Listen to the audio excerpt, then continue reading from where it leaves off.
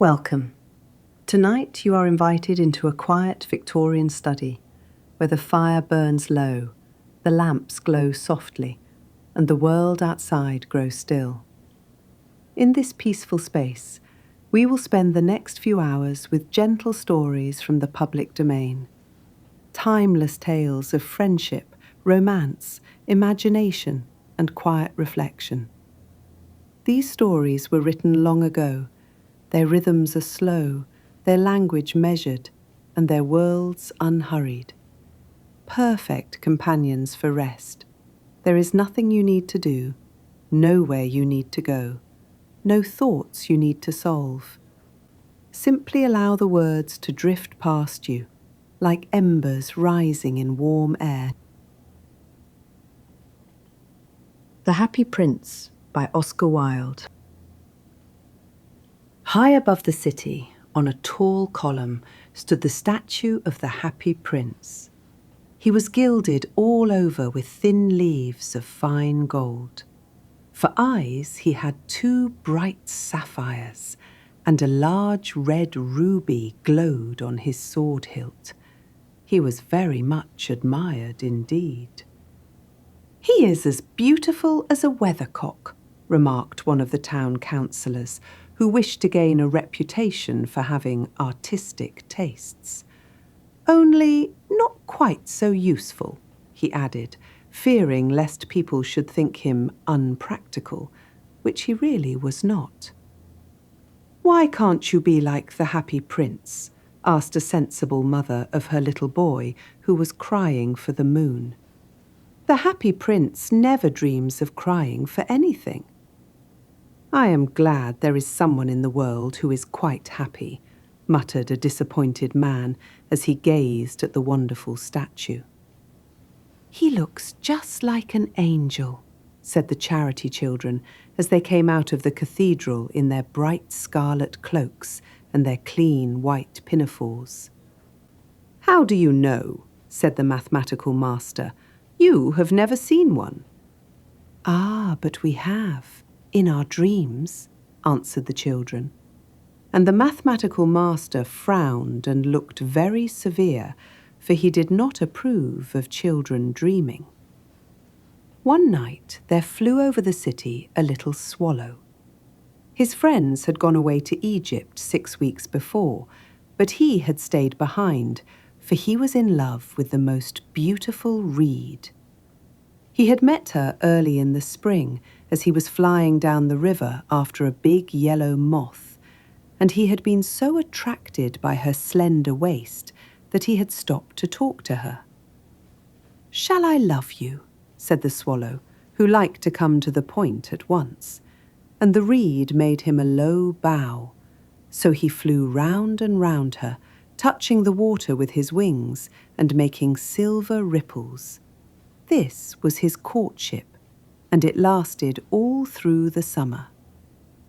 "It is a ridiculous attachment," twittered the other swallows. "She has no money and far too many relations." And indeed, the river was quite full of reeds. Then, when the autumn came, they all flew away. After they had gone, he felt lonely and began to tire of his lady love. "She has no conversation," he said, "and I am afraid that she is a coquette, for she is always flirting with the wind." And certainly, whenever the wind blew, the reed made the most graceful curtsies. "I admit that she is domestic," he continued, "but I love travelling, and my wife, consequently, should love travelling also.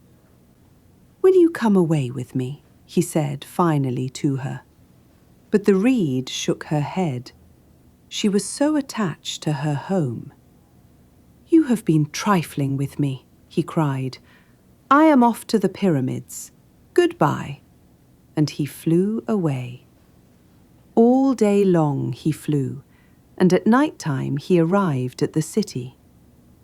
"Where shall I put up?" he said. "I hope the town has made preparations."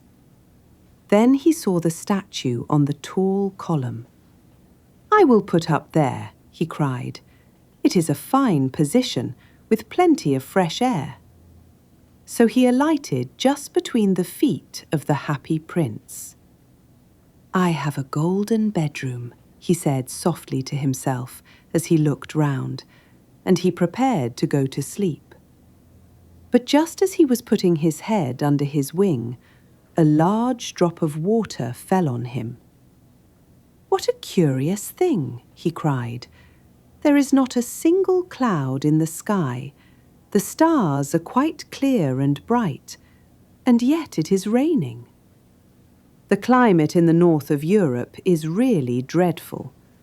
The reed used to like the rain, but that was merely her selfishness. Then another drop fell. What is the use of a statue if it cannot keep the rain off? He said. I must look for a good chimney pot.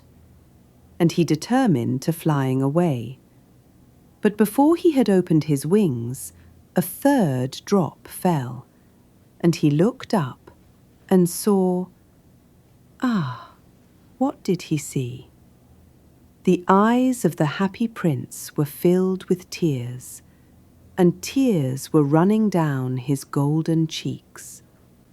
His face was so beautiful in the moonlight that the little swallow was filled with pity. Who are you? He said. I am the happy prince. Why are you weeping then? Asked the swallow. You have quite drenched me. When I was alive and had a human heart, answered the statue, I did not know what tears were, for I lived in the palace of Sans Souci, where sorrow is not allowed to enter. In the daytime, I played with my companions in the garden, and in the evening, I led the dance in the great hall. Round the garden ran a very lofty wall, but I never cared to ask what lay beyond it. Everything about me was so beautiful. My courtiers called me the happy prince, and happy indeed I was, if pleasure be happiness. So I lived, and so I died. And now that I am dead, they have set me up here so high that I can see all the ugliness and all the misery of my city. And though my heart is made of lead, yet I cannot choose but weep. What? Is he not solid gold? Said the swallow to himself. He was too polite to make any personal remarks out loud. Far away, continued the statue in a low, musical voice, far away in a little street, there is a poor house. One of the windows is open, and through it I can see a woman seated at a table. Her face is thin and worn, and she has coarse red hands, all pricked by the needle, for she is a seamstress. She is embroidering passion flowers on a satin gown for the loveliest of the Queen's maids of honour to wear at the next court ball. In a bed in the corner of the room, her little boy is lying ill. He has a fever, and he is asking for oranges. His mother has nothing to give him but river water, so he is crying. Swallow, swallow, little swallow, will you not bring her the ruby out of my sword hilt? My feet are fastened to this pedestal, and I cannot move. I am waited for in Egypt, said the swallow. My friends are flying up and down the Nile and talking to the large lotus flowers. Soon they will go to sleep in the tomb of the great king. The king is there himself, in his painted coffin. He is wrapped in yellow linen and embalmed with spices. Round his neck is a chain of pale green jade, and his hands are like withered leaves. Swallow, swallow, little swallow, said the prince, will you not stay with me for one night and be my messenger? The boy is so thirsty, and the mother so sad. I don't think I like boys, answered the swallow. Last summer, when I was staying on the river, there were 2 rude boys, the miller's sons, who were always throwing stones at me. They never hit me, of course. We swallows fly far too well for that. And besides, I come of a family famous for its agility. But still, it was a mark of disrespect. But the happy prince looked so sad that the little swallow was sorry. "It is very cold here," he said, "but I will stay with you for one night and be your messenger." "Thank you, little swallow," said the prince. So the swallow picked out the great ruby from the prince's sword and flew away with it in his beak over the roofs of the town. He passed by the cathedral tower where the white marble angels were sculptured. He passed by the palace and heard the sound of dancing. A beautiful girl came out on the balcony with her lover.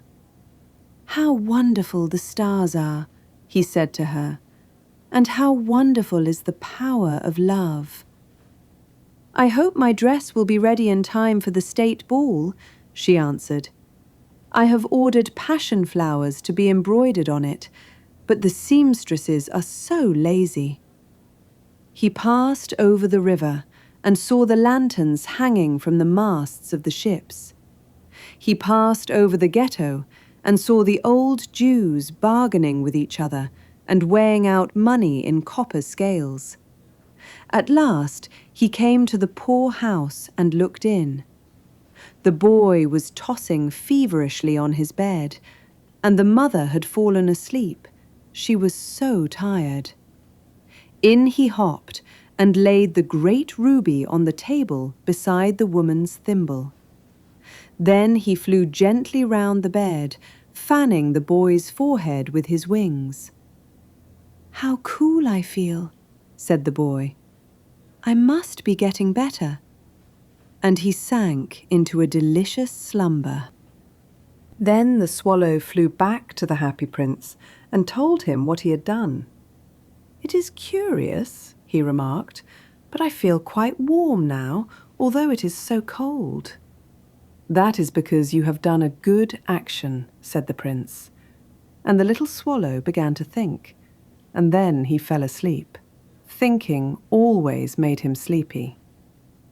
When day broke, he flew down to the river and had a bath. "What a remarkable phenomenon," said the professor of ornithology as he was passing over the bridge. "A swallow in winter?" And he wrote a long letter about it to the local newspaper. Everyone quoted it. It was full of so many words that they could not understand. "Tonight I go to Egypt," said the swallow, and he was in high spirits at the prospect. He visited all the public monuments and sat a long time on top of the church steeple. Wherever he went, the sparrows chirruped and said to each other, "What a distinguished stranger!" So he enjoyed himself very much. When the moon rose, he flew back to the happy prince. "Have you any commissions for Egypt?" he cried. "I am just starting." "Swallow, swallow, little swallow," said the prince, "will you not stay with me one night longer?"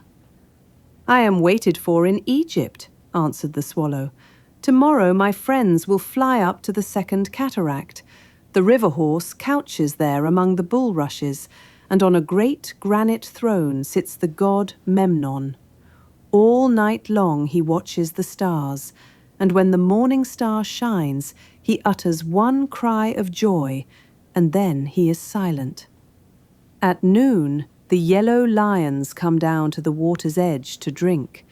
They have eyes like green beryls, and their roar is louder than the roar of the cataract." "Swallow, swallow, little swallow," said the prince. "Far away across the city, I see a young man in a garret. He is leaning over a desk covered with papers, and in a tumbler by his side there is a bunch of withered violets.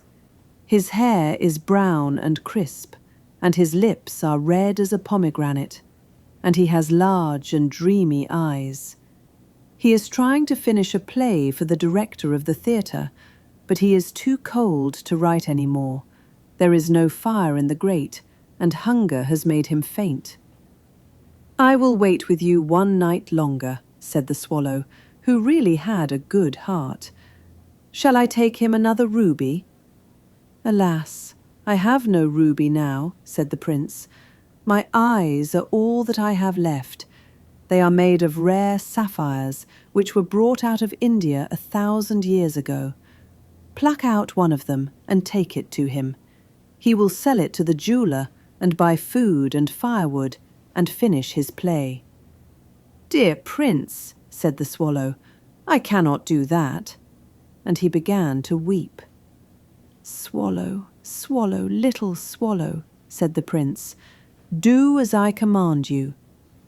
So the swallow plucked out the prince's eye and flew away to the student's garret. It was easy enough to get in, as there was a hole in the roof. Through this he darted and came into the room. The young man had his head buried in his hands, so he did not hear the flutter of the bird's wings, and when he looked up, he found the beautiful sapphire lying on the withered violets. "I am beginning to be appreciated," he cried. "This is from some great admirer. Now I can friends my play." And he looked quite happy. The next day, the swallow flew down to the harbour. He sat on the mast of a large vessel and watched the sailors hauling big chests out of the hold with ropes. "Heave ahoy!" they shouted as each chest came up. "I am going to Egypt," cried the swallow, but nobody minded.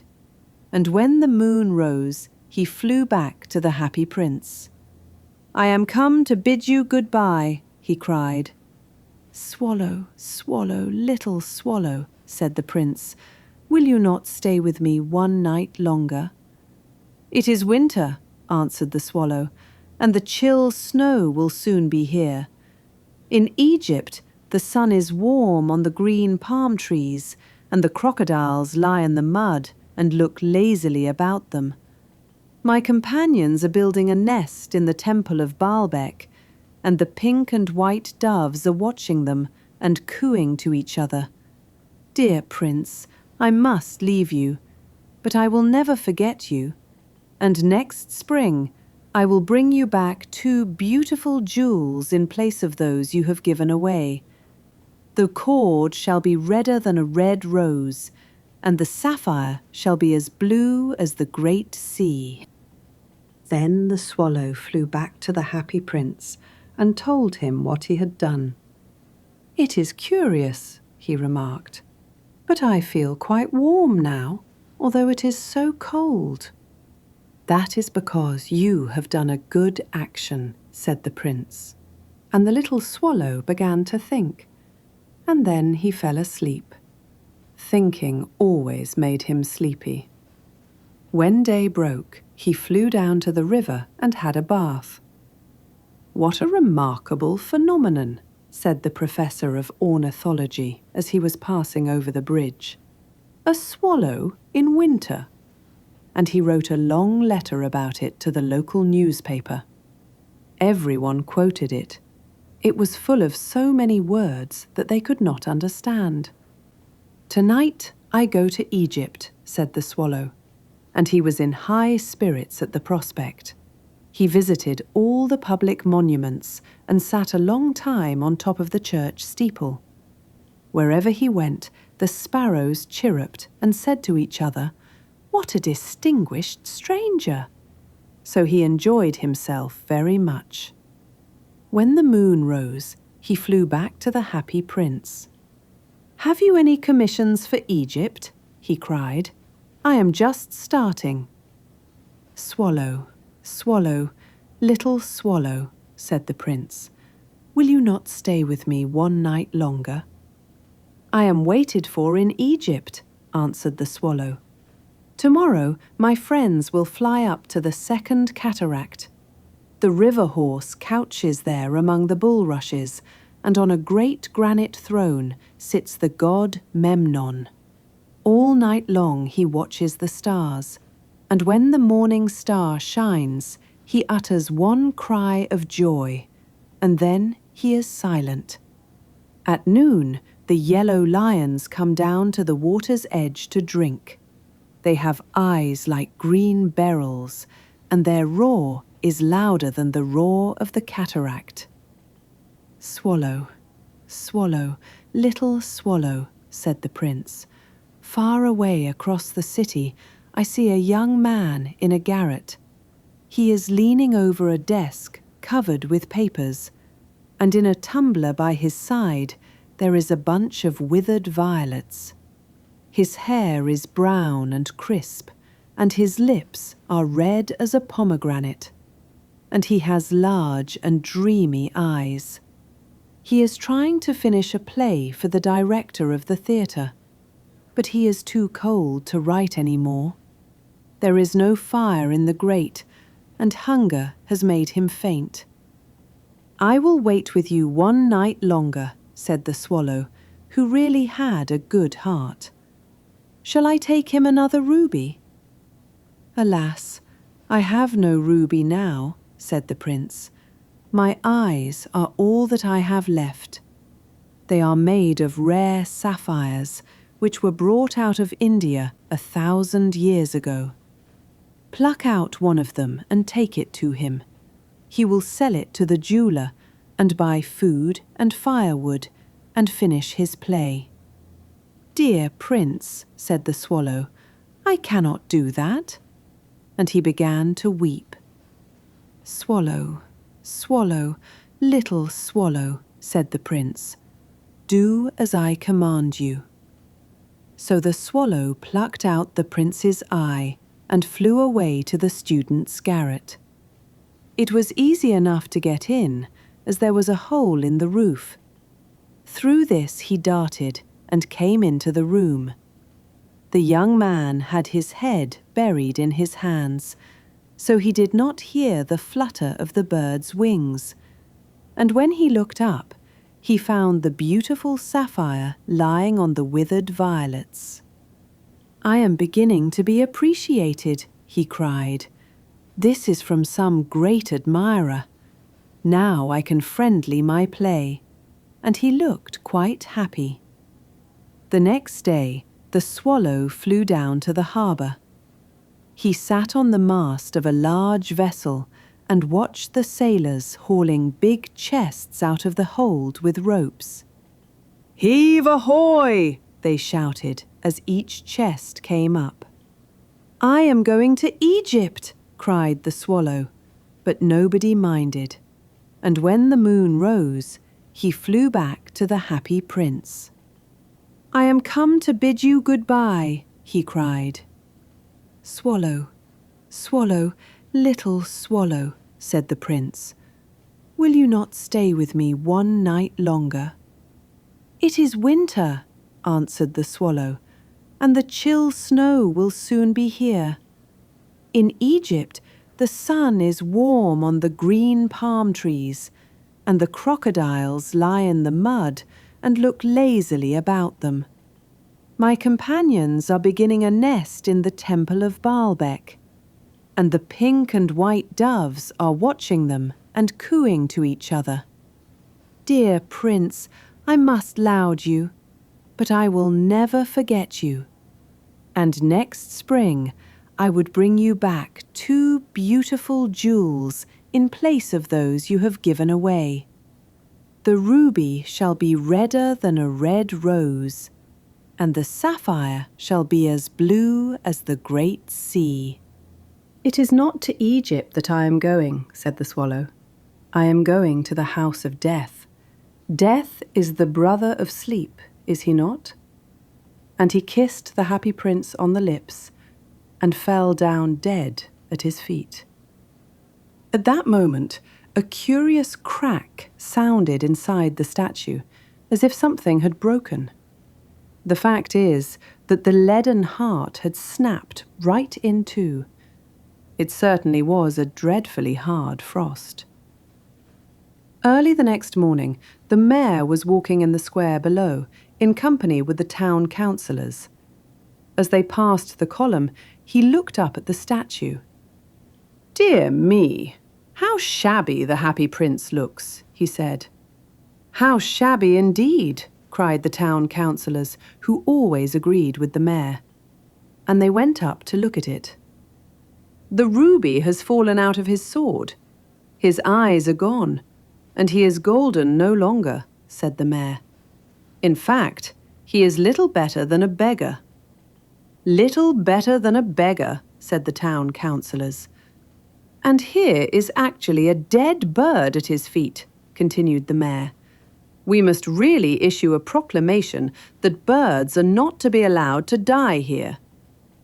And the town clerk made a note of the suggestion. So they pulled down the statue of the Happy Prince. "As he is no longer beautiful, he is no longer useful," said the art professor at the university. Then they melted the statue in a furnace, and the mayor held a meeting of the corporation to decide what was to be done with the metal. "We must have another statue, of course," he said, "and it shall be a statue of myself." "Of myself," said each of the town councillors, and they quarrelled. When I last heard of them, they were quarrelling still.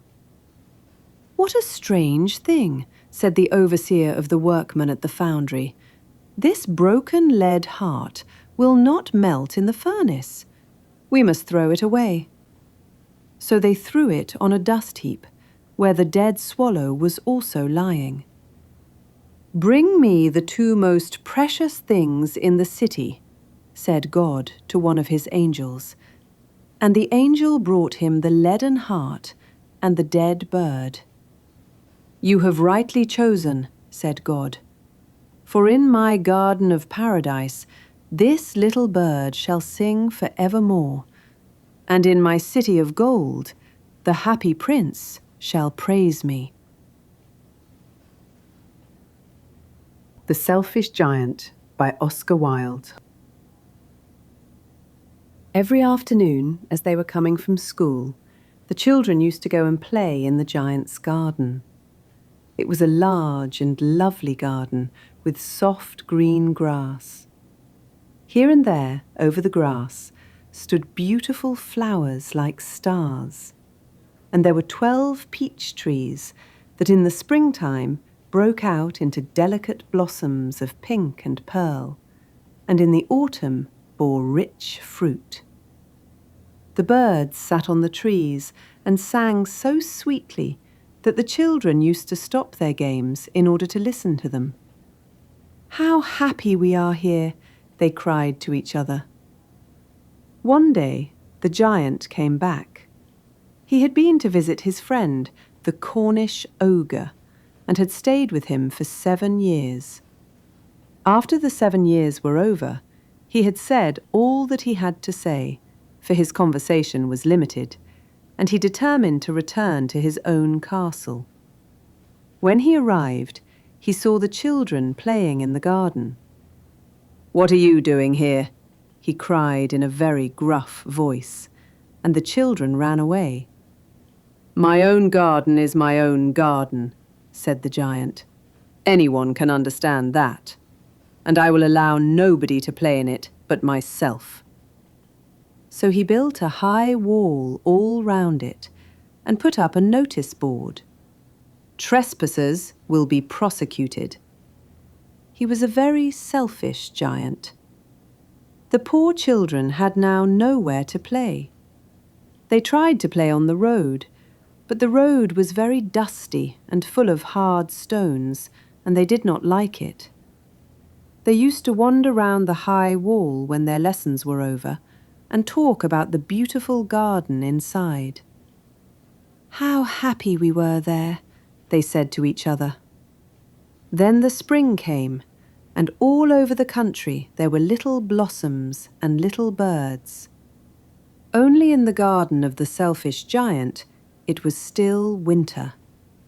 The birds did not care to sing in it, as there were no children, and the trees forgot to blossom. Once, a beautiful flower put its head out from the grass, but when it saw the notice board, it was so sorry for the children that it slipped back into the ground again and went off to sleep. The only people who were pleased were the snow and the frost.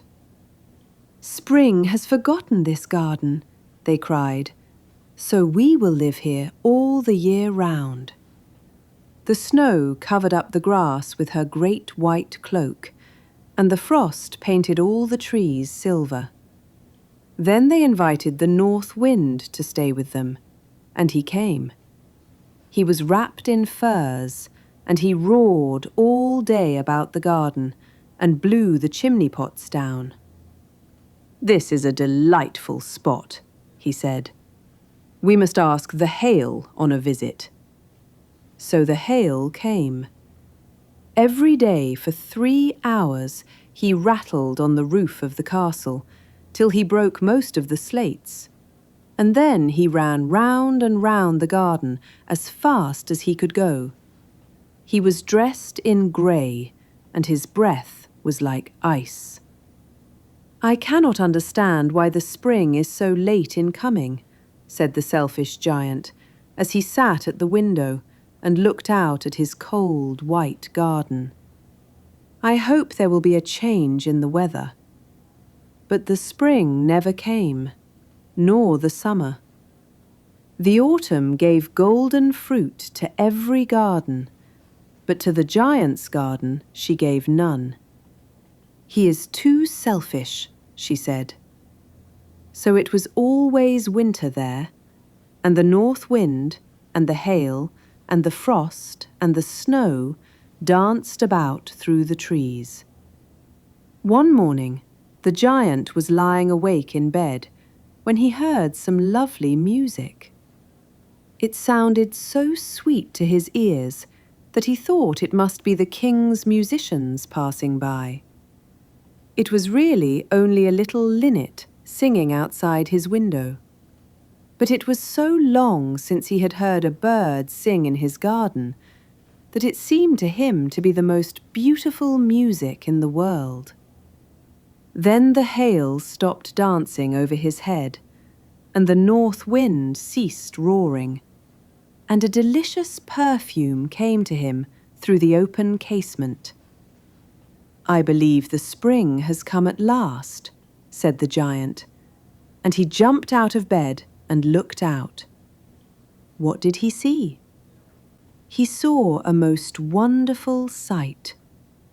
Through a little hole in the wall, the children had crept in, and they were sitting in the branches of the trees. In every tree that he could see, there was a little child, and the trees were so glad to have the children back again that they had covered themselves with blossoms and were waving their arms gently above the children's heads. The birds were flying about and twittering with delight, and the flowers were looking up through the green grass and laughing. It was a lovely scene. Only in one corner it was still winter. It was the farthest corner of the garden, and in it was standing a little boy. He was so small that he could not reach up to the branches of the tree, and he was wandering all round it, crying bitterly.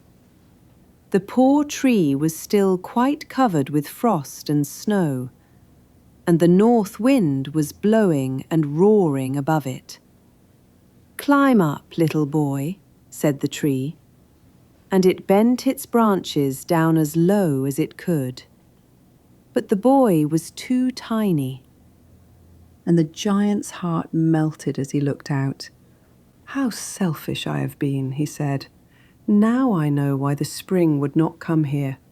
I will put that poor little boy on the top of the tree, and then I will knock down the wall, and my garden shall be the children's playground for ever and ever."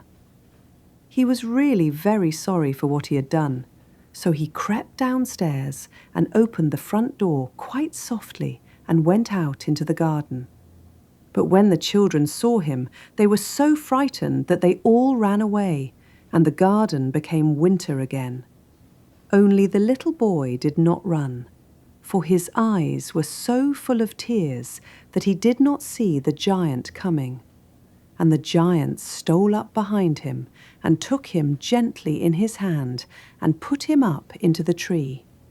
And the tree broke at once into blossom, and the birds came and sang on it, and the little boy stretched out his 2 arms and flung them round the giant's neck and kissed him. And the other children, when they saw that the giant was not wicked any longer, came running back, and with them came the spring. "It is your garden now, little children," said the giant, and he took a great axe and knocked down the wall. And when the people were going to market at 12 o'clock, they found the giant playing with the children in the most beautiful garden they had ever seen. All day long they played, and in the evening they came to the giant to bid him goodbye. "But where is your little companion?" he said. "The boy I put into the tree." The giant loved him the best because he had kissed him. "We don't know," answered the children. "He has gone away." "You must tell him to be sure and come here tomorrow," said the giant. But the children said that they did not know where he lived and had never seen him before, and the giant felt very sad. Every afternoon, when school was over, the children came and played with the giant. But the little boy whom the giant loved was never seen again.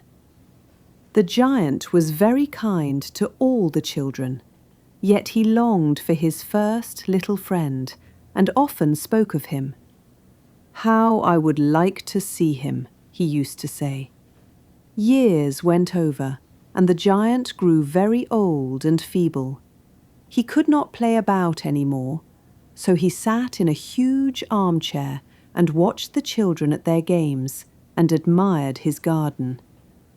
"I have many beautiful flowers," he said, "but the children are the most beautiful flowers of all."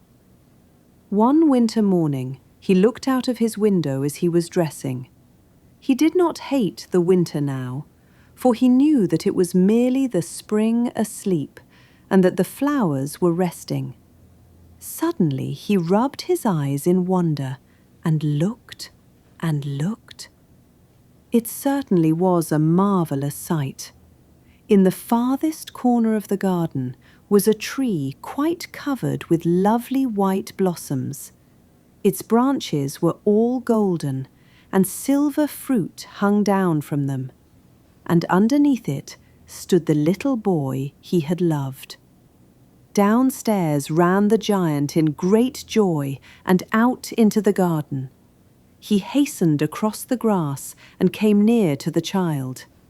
And when he came quite close, his face grew red with anger, and he said, "Who hath dared to wound thee?" For on the palms of the child's hands were the prints of 2 nails, and the prints of 2 nails were on the little feet. "Who hath dared to wound thee?" cried the giant. "Tell me, that I may take my big sword and slay him." "Nay," answered the child, "but these are the wounds of love." "Who art thou?" said the giant, and a strange awe fell on him. And he knelt before the little child, and the child smiled on the giant and said to him, "You let me play once in your garden.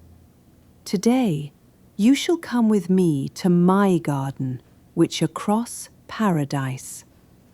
And when the children ran in that afternoon, they found the giant lying dead under the tree, all covered with white blossoms.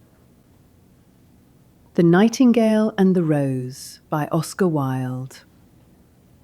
"She said that she would dance with me if I brought her red roses," cried the young student, "but in all my garden there is no red rose."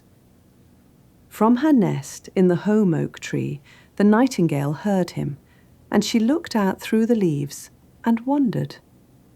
"No red rose in all my garden," he cried, and his beautiful eyes filled with tears.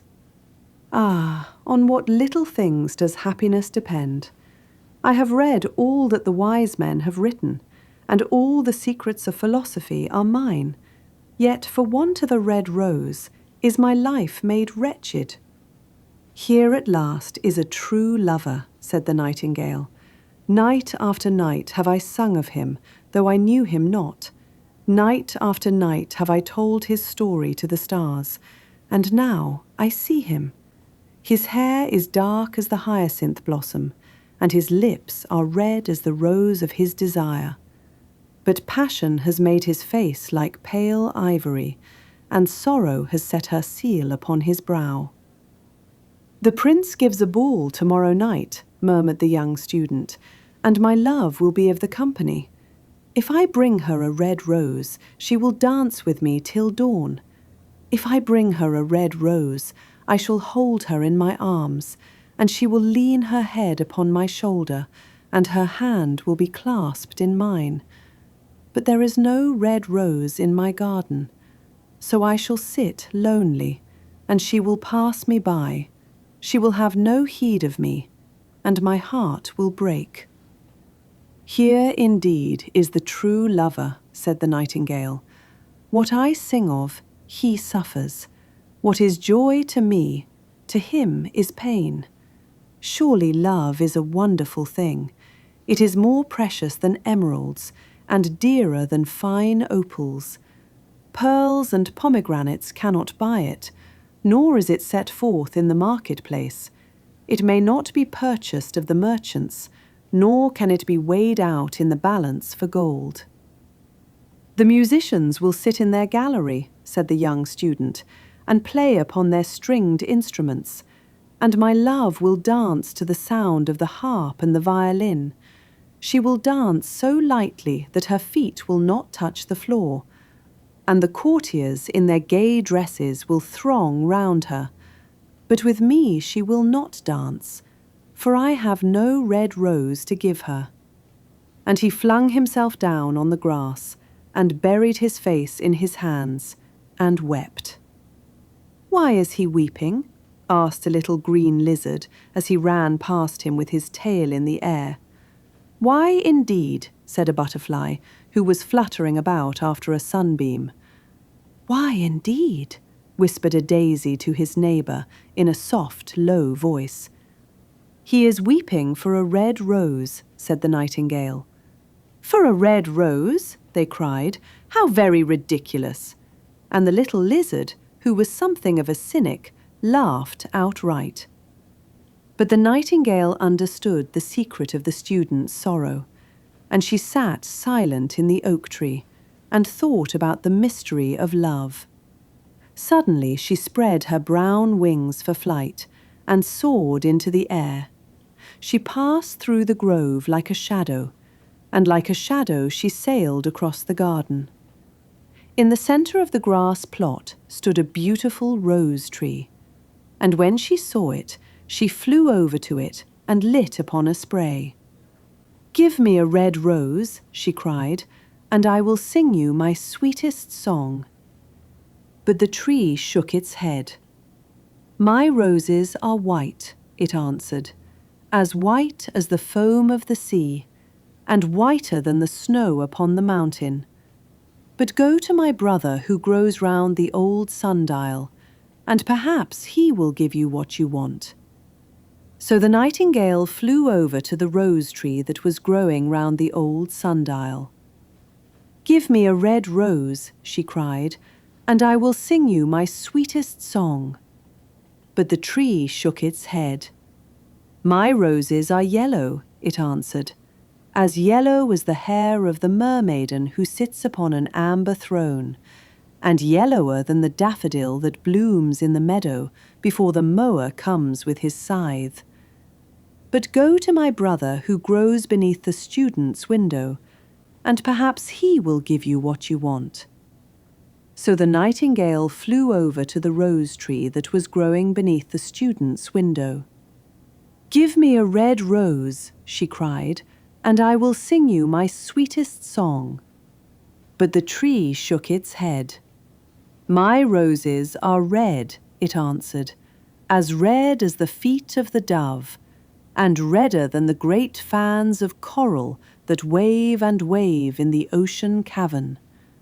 But the winter has chilled my veins, and the frost has nipped my buds, and the storm has broken my branches, and I shall have no roses at all this year." "One red rose is all I want," cried the nightingale. "Only one red rose. Is there no way by which I can get it?" "There is a way," answered the tree, "but it is so terrible that I dare not tell it to you." "Tell it to me," said the nightingale. "I am not afraid." "If you want a red rose," said the tree, "you must build it out of music by moonlight, and stain it with your own heart's blood. You must sing to me with your breast against a thorn. All night long you must sing to me, and the thorn must pierce your heart, and your life blood must flow into my veins and become mine." "Death is a great price to pay for a red rose," cried the nightingale, "and life is very dear to all. It is pleasant to sit in the green wood and to watch the sun in his chariot of gold and the moon in her chariot of pearl. Sweet is the scent of the hawthorn, and sweet are the bluebells that hide in the valley, and the heather that blows on the hill. Yet love is better than life. And what is the heart of a bird compared to the heart of a man?" So she spread her brown wings for flight and soared into the air. She swept over the garden like a shadow, and like a shadow she sailed through the grove. The young student was still lying on the grass where she had left him, and the tears were not yet dry in his beautiful eyes. "Be happy," cried the nightingale. "Be happy. You shall have your red rose.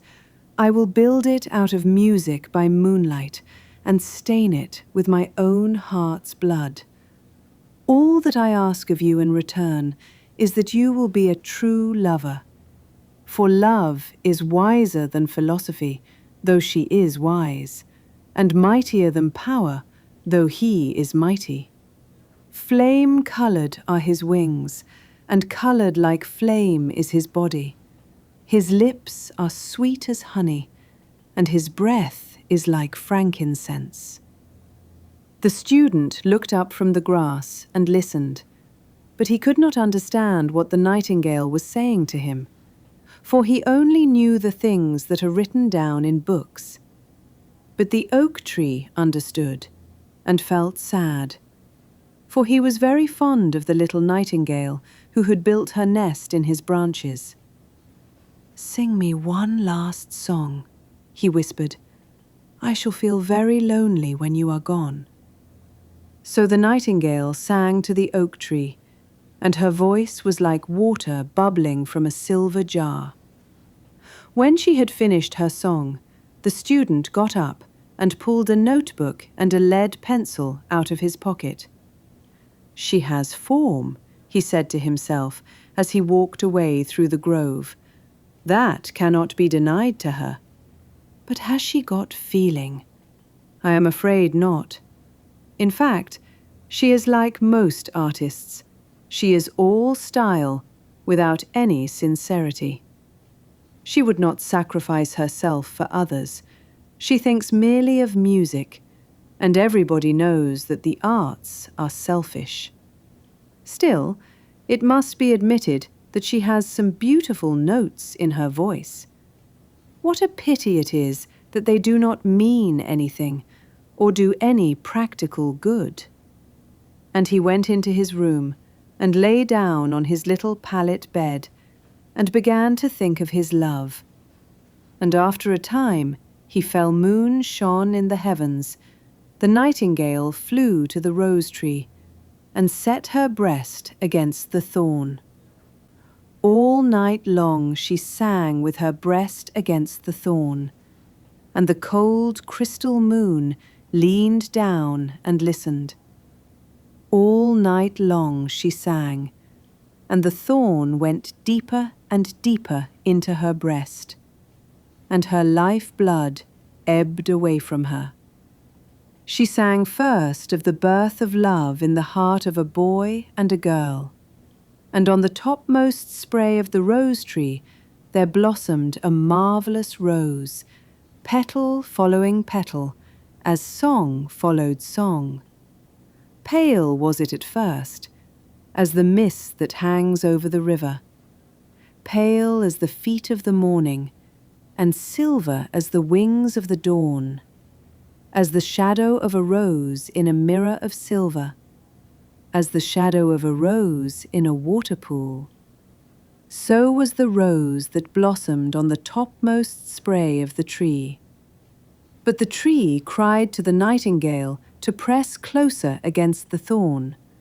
"Press closer, little nightingale," cried the tree, "or the day will come before the rose is finished." So the nightingale pressed closer against the thorn, and louder grew your song. For she sang of the birth of passion in the soul of a man and a maid, and a delicate flush of pink came into the leaves of the rose, like the flush in the face of the bridegroom when he kisses the lips of the bride. But the thorn had good yet with her heart, so the rose's heart remained white. For only a nightingale's heart's blood can crimson the heart of a rose. And the tree cried to the nightingale to press closer against the thorn. "Press closer, little nightingale," cried the tree, "or the day will come before the rose is finished." So the nightingale pressed closer against the thorn, and the thorn touched her heart, and a fierce pang of pain shot through her. Bitter, bitter was the pain, and wilder grew her song, for she sang of the love that is perfected by death, of the love that dies not in the tomb. And the marvellous rose became crimson, like the rose of the eastern sky. Crimson was the girdle of petals, and crimson as a ruby was the heart. But the nightingale's voice grew fainter, and her little wings began to beat, and a film came over her eyes. Fainter and fainter grew her song, and she felt something choking her in her throat. Then she gave one last burst of music. The white moon heard it, and she forgot the dawn and lingered on in the sky. The red rose heard it, and it trembled all over with ecstasy, and opened its petals to the cold morning air. Echo bore it to her purple cavern in the hills, and woke the sleeping shepherds from their dreams. It floated through the reeds of the river, and they carried its message to the sea. "Look, look," cried the tree, "the rose is finished now." But the nightingale made no answer, for she was lying dead in the long grass, with the thorn in her heart. And at noon the student opened his window and looked out. "Why, what a wonderful piece of luck!" he cried. "Here is a red rose. I have never seen any rose like it in all my life. It is so beautiful that I am sure it has a long Latin name." And he leaned down and plucked it. Then he put on his hat and ran up to the professor's house with the rose in his hand. The daughter of the professor was sitting in the doorway, winding blue silk on a reel, and her little dog was lying at her feet. "You said that you would dance with me if I brought you a red rose," cried the student. "Here is the reddest rose in all the world. You will wear it tonight next your heart, and as we dance together, it will tell you how I love you." But the girl frowned. "I am afraid it will not go with my dress," she answered. "And besides, the The Chamberlain's nephew has sent me some real jewels, and everybody knows that jewels cost far more than flowers." "Well, upon my word, you are very ungrateful," said the student angrily, and he threw the rose into the street, where it fell into the gutter, and a cartwheel went over it. "Ungrateful," said the girl. "I tell you what, you are very rude. And after all, who are you? Only a student. Why, I don't believe you have even got silver buckles to your shoes, as the Chamberlain's nephew has." And she got up from her chair and went into the house. "What a silly thing love is," said the student as he walked away. "It is not half as useful as logic, for it does not prove anything, and it is always telling one of things that are not going to happen, and making one believe things that are not true. In fact, it is quite unpractical. And, as in this age to be practical is everything, I shall go back to philosophy and study metaphysics."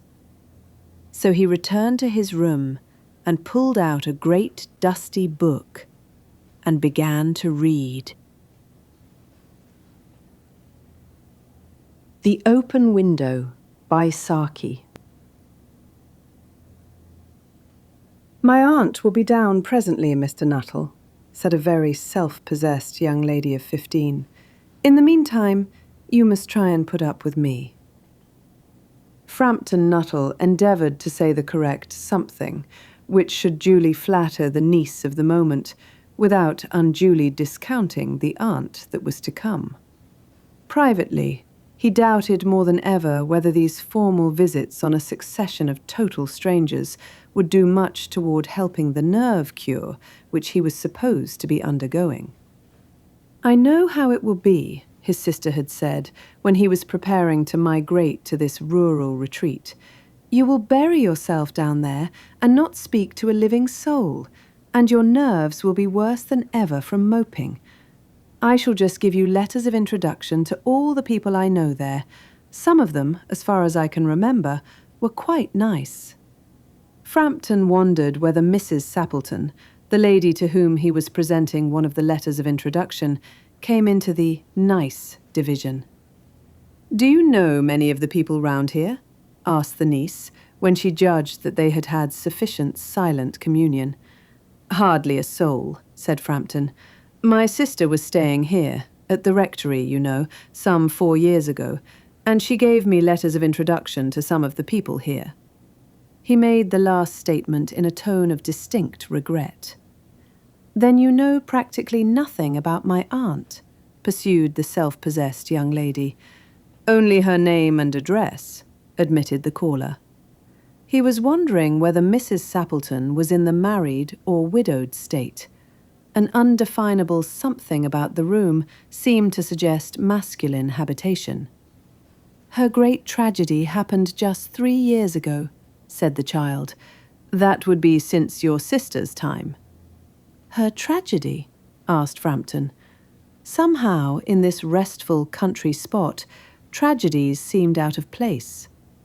"You may wonder why we keep that window wide open on an October afternoon," said the niece, indicating a large French window that opened onto a lawn. "It is quite warm for the time of the year," said Frampton. "But has that window got anything to do with the tragedy?" Out through that window, 3 years ago to a day, her husband and her 2 young brothers went off for their day's shooting. They never came back. In crossing the moor to their favourite snipe shooting ground, they were all 3 engulfed in a treacherous piece of bog.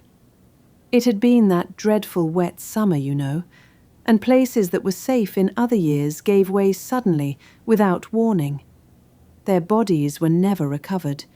That was the dreadful part of it. Here the child's voice lost its self-possessed note and became falteringly human. "Poor aunt always thinks that they will come back some day. They, and the little brown spaniel that was lost with them, and walk in at that window just as they used to do. That is why the window is kept open every evening till it is quite dusk. Poor dear aunt. She has often told me how they went out. Her husband with his white waterproof coat over his arm, and Ronnie, her youngest brother, singing, "Bertie, why do you bound?" as he always did to tease her, because she said it got on her nerves. Do you know, sometimes on still, quiet evenings like this, I almost get a creepy feeling that they will all walk in through that window. She broke off with a little shudder. It was a relief to Frampton when the aunt bustled into the room with a whirl of apologies for being late in making her appearance. "I hope Vera has been amusing you," she said. "She has been very interesting," said Frampton. "I hope you don't mind the open window," said Mrs. Sappleton briskly. "My husband and brothers will be home directly from shooting, and they always come in this way. They've been out for snipe in the marshes today, so they'll make a fine mess over my poor carpets. So like you menfolk, isn't it?" She rattled on cheerfully about the shooting, and the scarcity of birds, and the prospects for duck in the winter. To Frampton, it was all purely horrible. He made a desperate but only partially successful effort to turn the talk onto a less ghastly topic. He was conscious that his hostess was giving him only a fragment of her attention, and her eyes were constantly straying past him to the open window and the lawn beyond. It was certainly an unfortunate coincidence that he should have paid his visit on this tragic anniversary. "The doctors agree in ordering me complete rest, an absence of mental excitement, and avoidance of anything in the nature of violent physical exercise," announced Frampton, who laboured under the tolerably widespread delusion that total strangers and chance acquaintances are hungry for the least detail of one's ailments and infirmities, their cause and cure. "On the matter of diet, they are not so much in agreement," he continued. "No?" said Mrs. Sappleton, in a voice which only replaced a yawn at the last moment. Then she suddenly brightened into alert attention, but not to what Frampton was saying. "Here they are at last," she cried, "just in time for tea. And don't they look as if they were muddy up to the eyes?" Frampton shivered slightly and turned towards the niece with a look intended to convey sympathetic comprehension. The child was staring out through the open window, with dazed horror in her eyes. In a chill shock of nameless fear, Frampton swung round in his seat and looked in the same direction.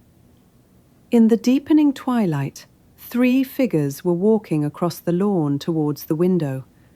They all carried guns under their arms, and one of them was additionally burdened with a white coat hung over his shoulders. A tired brown spaniel kept close at their heels. Noiselessly they neared the house, and then a hoarse young voice chanted out of the dusk, "I said, Bertie, why do you bound?" Frampton grabbed wildly at his stick and hat. The hall door, the gravel drive, and the front gate were dimly noted stages in his headlong retreat. A cyclist coming along the road had to run into the hedge to avoid an imminent collision.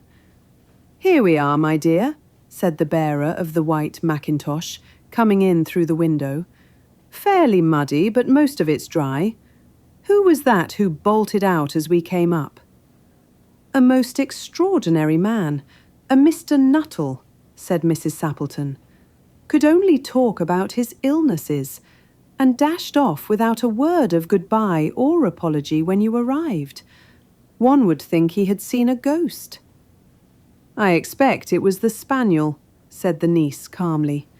"He told me he had a horror of dogs. He was once hunted into a cemetery somewhere on the banks of the Ganges by a pack of pariah dogs, and had to spend the night in a newly dug grave, with the creatures snarling and grinning and foaming just above him, enough to make anyone lose their nerve. Romance at short notice was her speciality.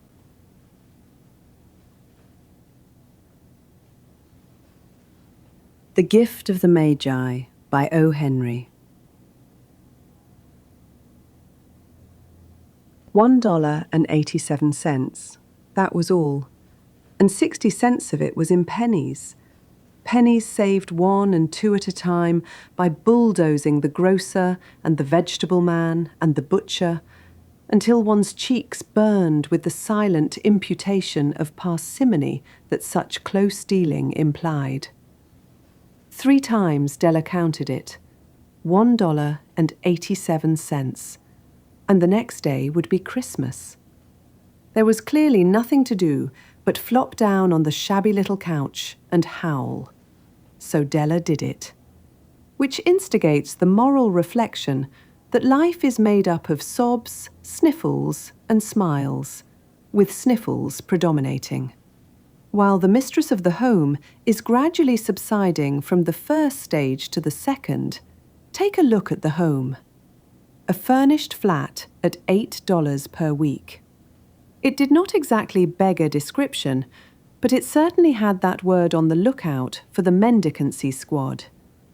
In the vestibule below was a letterbox into which no letter would go, and an electric button from which no mortal finger could coax a ring.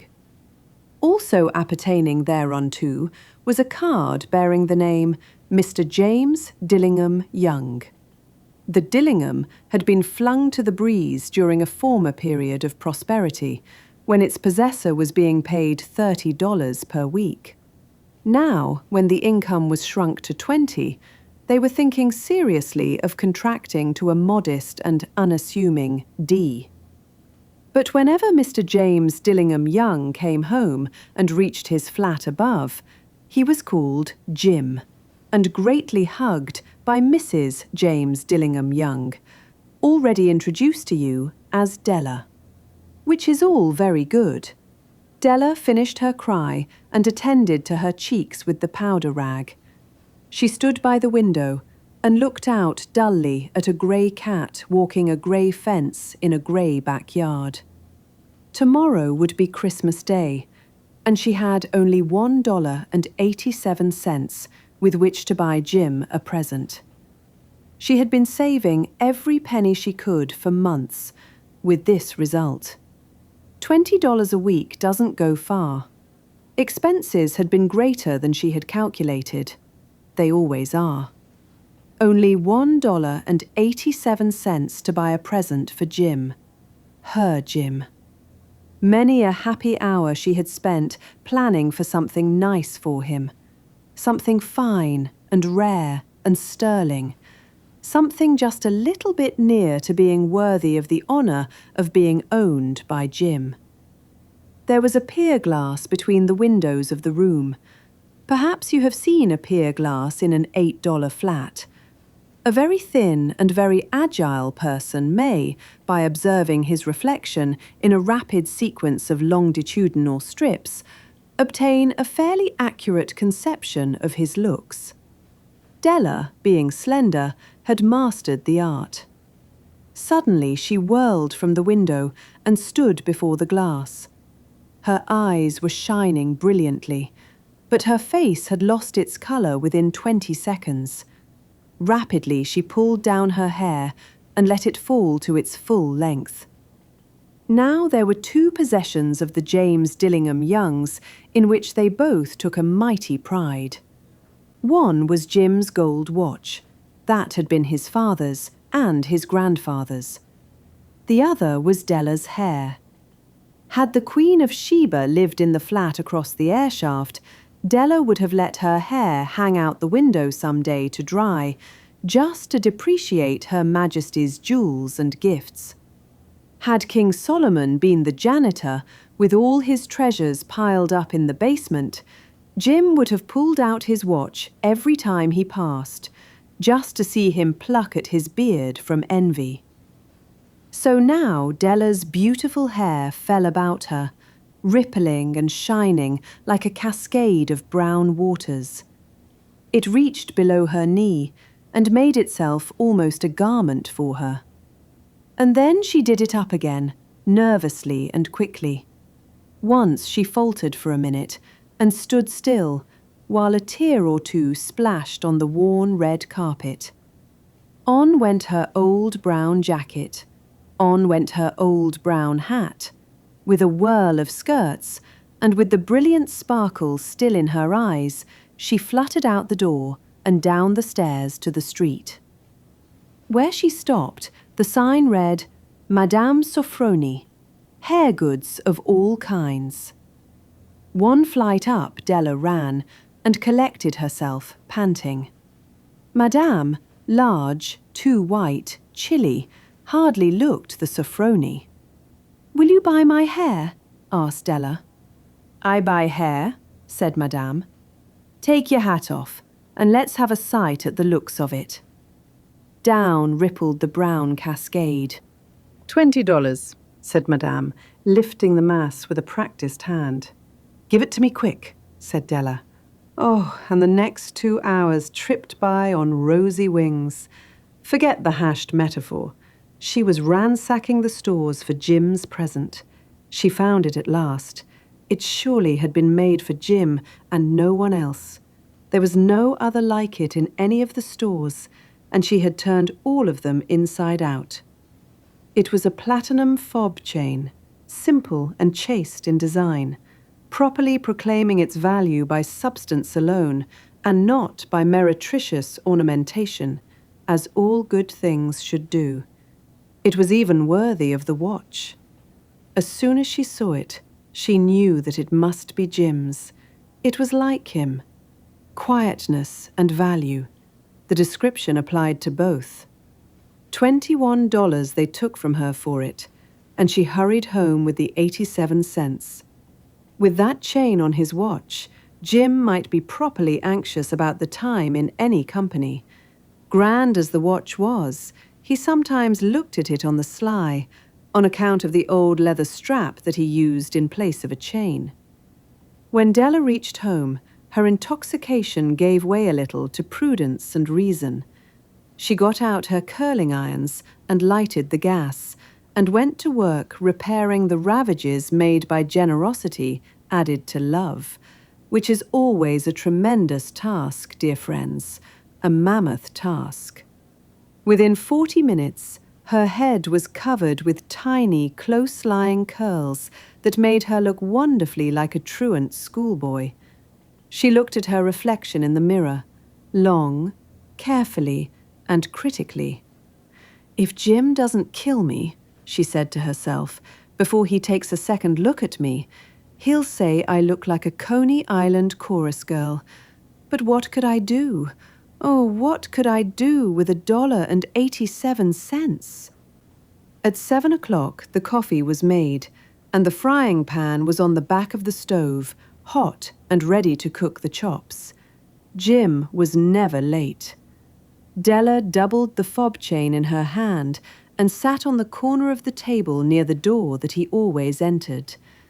Then she heard his step on the stair, away down on the first flight, and she turned white for just a moment. She had a habit of saying a little silent prayer about the simplest everyday things, and now she whispered, "Please, God, make him think I am still pretty." The door opened, and Jim stepped in and closed it. He looked thin and very serious. Poor fellow, he was only 22, and to be burdened with a family. He needed a new overcoat, and he was without gloves. Jim stopped inside the door, as immovable as a setter at the scent of quail. His eyes were fixed upon Della, and there was an expression in them that she could not read, and it terrified her.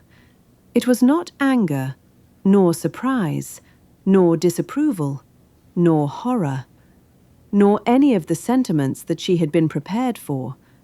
He simply stared at her fixedly, with that peculiar expression on his face. Della wriggled off the table and went for him. "Jim, darling," she cried, "don't look at me that way. I had my hair cut off and sold because I couldn't have lived through Christmas without giving you a present. It'll grow out again. You won't mind, will you? I just had to do it. My hair grows awfully fast. Say Merry Christmas, Jim, and let's be happy. You don't know what a beautiful, nice gift I've got for you. You've cut off your hair? Asked Jim laboriously, as if he had not arrived at that patent fact yet, even after the hardest mental labour. Cut it off and sold it, said Della.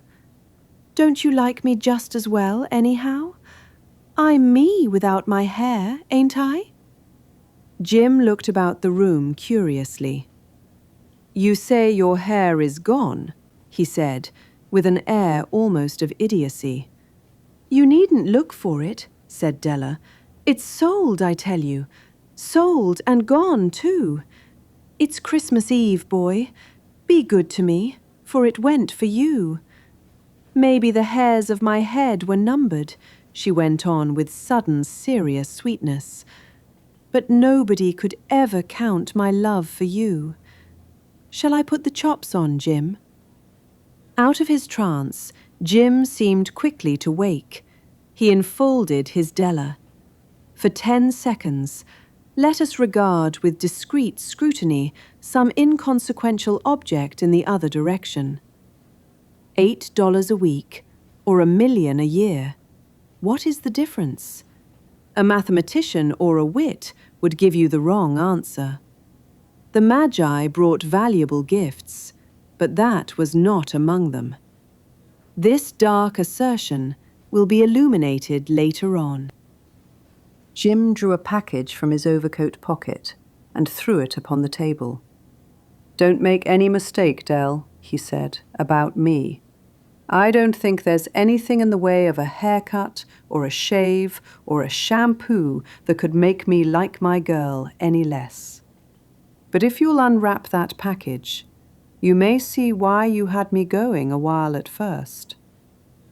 White fingers and nimble tore at the string and paper, and then an ecstatic scream of joy, and then, alas, a quick feminine change to hysterical tears and wails, necessitating the immediate employment of all the comforting powers of the lord of the flat. For there lay the combs, the set of combs, side and back, that Della had worshipped long in a Broadway window. Beautiful combs, pure tortoiseshell with jewelled rims, just the shade to wear in the beautiful vanished hair. They were expensive combs, she knew, and her heart had simply craved and yearned over them without the least hope of possession. And now they were hers. But the tresses that should have adorned the coveted adornments were gone. But she hugged them to her bosom, and at length she was able to look up with dim eyes and a smile and say, "My hair grows so fast, Jim." And then Della leaped up like a little singed cat and cried, "Oh, oh!" Jim had not yet seen his beautiful present. She held it out to him eagerly upon her open palm. The dull, precious metal seemed to flash with a reflection of her bright and ardent spirit. "Isn't it a dandy, Jim? I hunted all over town to find it. You'll have to look at the time 100 times a day now. Give me your watch. I want to see how it looks on it." Instead of obeying, Jim tumbled down on the couch and put his hands under the back of his head and smiled. "Dell," said he, "let's put our Christmas presents away and keep 'em a while. They're too nice to use just at present. I sold the watch to get the money to buy your combs. And now, suppose you put the chops on." The Magi, as you know, were wise men, wonderfully wise men, who brought gifts to the babe in the manger. They invented the art of giving Christmas presents. Being wise, Their gifts were no doubt wise ones, possibly bearing the privilege of exchange in case of duplication. And here I have lamely related to you the uneventful chronicle of two foolish children in a flat, who most unwisely sacrificed for each other the greatest treasures of their house. But in a last word to the wise of these days, let it be said that of all who give gifts, these two were the wisest. Of all who give and receive gifts, such as they are wisest. Everywhere they are wisest. They are the Magi.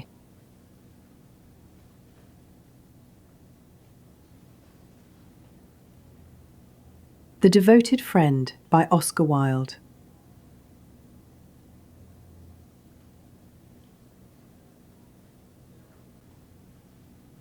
One morning, the old water rat put his head out of his hole. He had bright, beady eyes and stiff grey whiskers, and his tail was like a long bit of black India rubber. The little ducks were swimming about in the pond, looking just like a lot of yellow canaries, and their mother, who was pure white with real red legs, was trying to teach them how to stand on their heads in the water.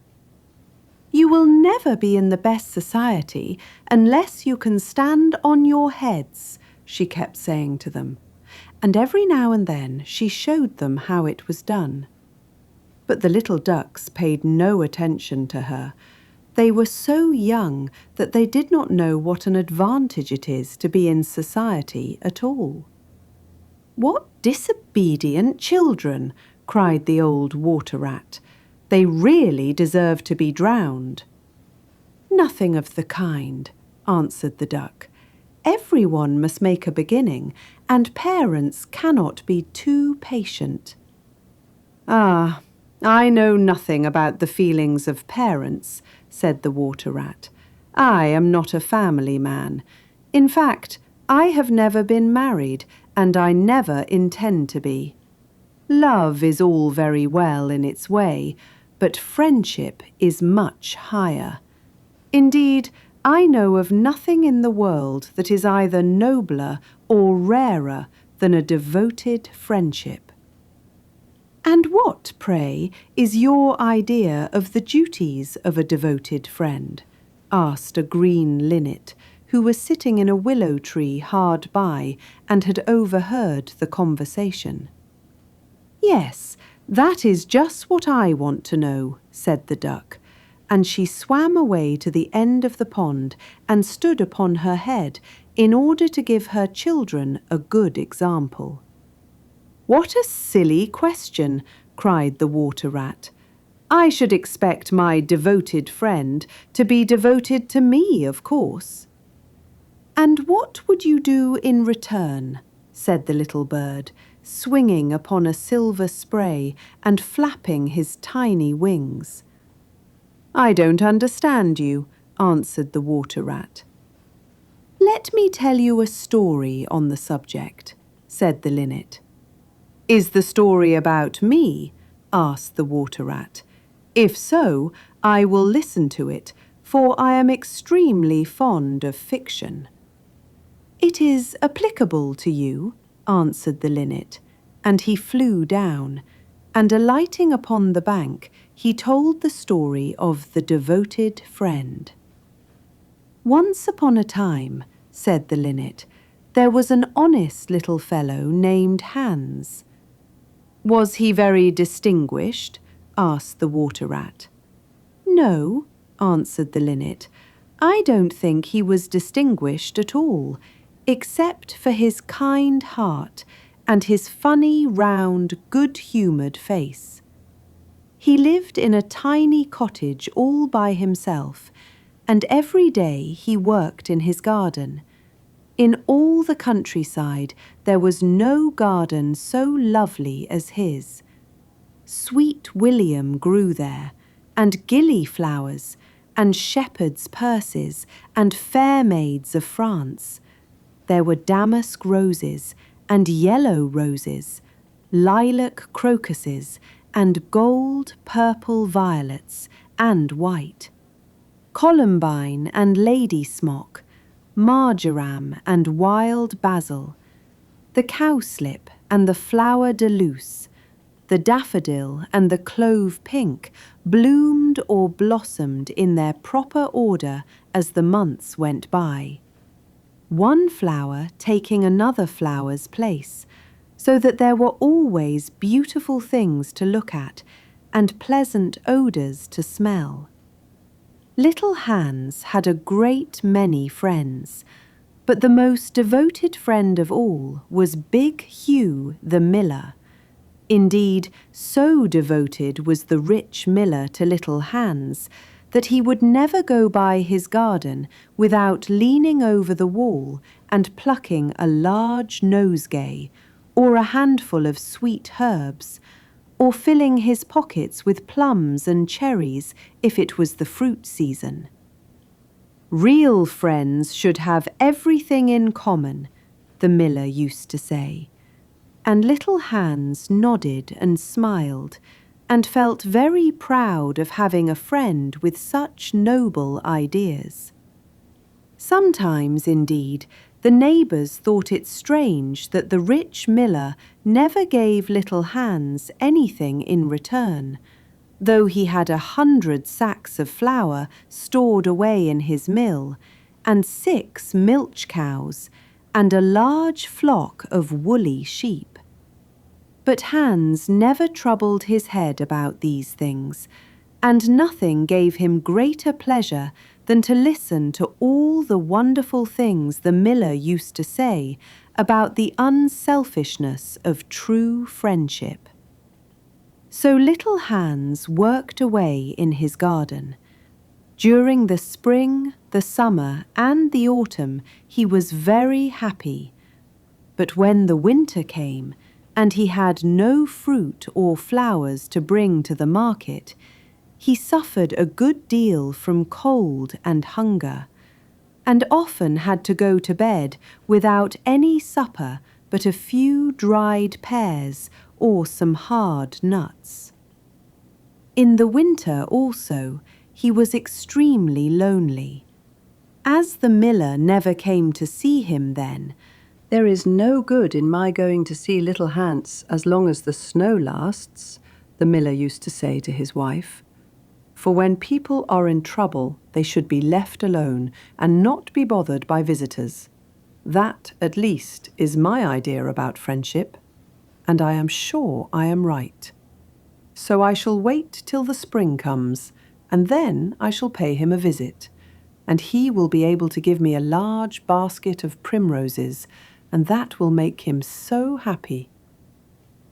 "You are certainly very thoughtful about others," answered the wife, as she sat in her comfortable armchair by the big pine-wood fire. "Very thoughtful indeed. It is quite a treat to hear you talk about friendship. I am sure the clergyman himself could not say such beautiful things as you do, though he does live in a 3-storied house and wear a gold ring on his little finger." "But could we not ask little Hans up here?" said the miller's youngest son. "If poor Hans is in trouble, I will give him half my porridge and show him my white rabbits." "What a silly boy you are," cried the miller. "I really don't know what is the use of sending you to school. You seem not to learn anything. Why, if little Hans came up here and saw our warm fire and our good supper and our great cask of red wine, he might get envious, and envy is a most terrible thing, and would spoil anybody's nature. I certainly will not allow Hans's nature to be spoiled. I am his best friend, and I will always watch over him and see that he is not led into any temptations. Besides, if Hans came here, he might ask me to let him have some flour on credit, and that I could not do. Flour is one thing, and friendship is another, and they should not be confused. Why, the words are spelt differently and mean quite different things. Everybody can see that. How well you talk, said the miller's wife, pouring herself out a large glass of warm ale. Really, I feel quite drowsy. It is just like being in church. Lots of people act well, answered the miller, but very few people talk well, which shows that talking is much the more difficult thing of the two, and much the finer thing also. And he looked sternly across the table at his little son, who felt so ashamed of himself that he hung his head down and grew quite scarlet, and began to cry into his tea. However, he was so young that you must excuse him. "Is that the end of the story?" asked the water rat. "Certainly not," answered the linnet. "That is the beginning." "Then you are quite behind the age," said the water rat. "Every good storyteller nowadays starts with the end, and then goes on to the beginning, and concludes with the middle. That is the new method. I heard all about it the other day from a critic who was walking round the pond with a young man. He spoke of the matter at great length, and I am sure he must have been right, for he had blue spectacles and a bald head, and whenever the young man made any remark, he always answered, "Pooh!" But pray, go on with your story. I like the miller immensely. I have all kinds of beautiful sentiments myself, so there is a great sympathy between us. "Well," said the linnet, hopping now on one leg and now on the other, "as soon as the winter was over, and the primroses began to open their pale yellow stars, the miller said to his wife that he would go down and see little Hans. "Why, what a good heart you have!" cried his wife. "You are always thinking of others, and mind you take the big basket with you for the flowers." So the miller tied the sails of the windmill together with a strong iron chain, and went down the hill with the basket on his arm. "Good morning, little Hans," said the miller. "Good morning," said Hans, leaning on his spade and smiling from ear to ear. "And how have you been all the winter?" said the miller. "Well, really," cried Hans, "it is very good of you to ask, very good indeed. I am afraid I had rather a hard time of it, but now the spring has come, and I am quite happy, and all my flowers are doing well." "We often talked of you during the winter, Hans," said the miller, "and wondered how you were getting on." "That was kind of you," said Hans. "I was half afraid you had forgotten me." "Hans, I am surprised at you," said the miller. "Friendship never forgets. That is the wonderful thing about it. But I am afraid you don't understand the poetry of life. How lovely your primroses are looking, by the by." "They are certainly very lovely," said Hans, "and it is a most lucky thing for me that I have so many. I am going to bring them into the market and sell them to the burgomaster's daughter, and buy back my wheelbarrow with the money." "Buy back your wheelbarrow? You don't mean to say you have sold it? What a very stupid thing to do." "Well, the fact is," said Hans, "that I was obliged to. You see, the winter was a very bad time for me, and I really had no money at all to buy bread with. So I first sold the silver buttons off my Sunday coat, and then I sold my silver chain, and then I sold my big pipe, and at last I sold my wheelbarrow. But I am going to buy them all back again now." "Hans," said the miller, "I will give you my wheelbarrow. It is not in very good repair. Indeed, one side is gone, and there is something wrong with the wheel spokes. But in spite of that, I will give it to you. I know it is very generous of me, and a great many people would think me extremely foolish for parting with it. But I am not like the rest of the world. I think that generosity is the essence of friendship. And besides, I have got a new wheelbarrow for myself. Yes, you may set your mind at ease. I will give you my wheelbarrow." "Well, really, that is generous of you," said little Hans, and his funny round face glowed all over with pleasure. "I can easily put it in repair, as I have a plank of wood in the house." "A plank of wood?" said the miller. "Why, that is just what I want for the roof of my barn. There is a very large hole in it, and the corn will all get damp if I don't stop it up. How lucky you mentioned it! It is quite remarkable how one good action always breeds another. I have given you my wheelbarrow, and now you are going to give me your plank. Of course, the wheelbarrow is worth far more than the plank, but true friendship never notices things like that. Pray get it at once, and I will set to work at my barn this very day." "Certainly," cried little Hans, and he ran into the shed and dragged the plank out. "It is not a very big plank," said the miller, looking at it, "and I am afraid that after I have mended my barn roof, there won't be any left for you to mend the wheelbarrow with. But of course, that is not my fault. And now, as I have given you my wheelbarrow, I am sure you would like to give me some flowers in return. Here is the basket, and mind you fill it quite full." "Quite full?" said little Hans, rather sorrowfully, for it was really a very big basket, and he knew that if he filled it, he would have no flowers left for the market, and he was very anxious to get his silver buttons back.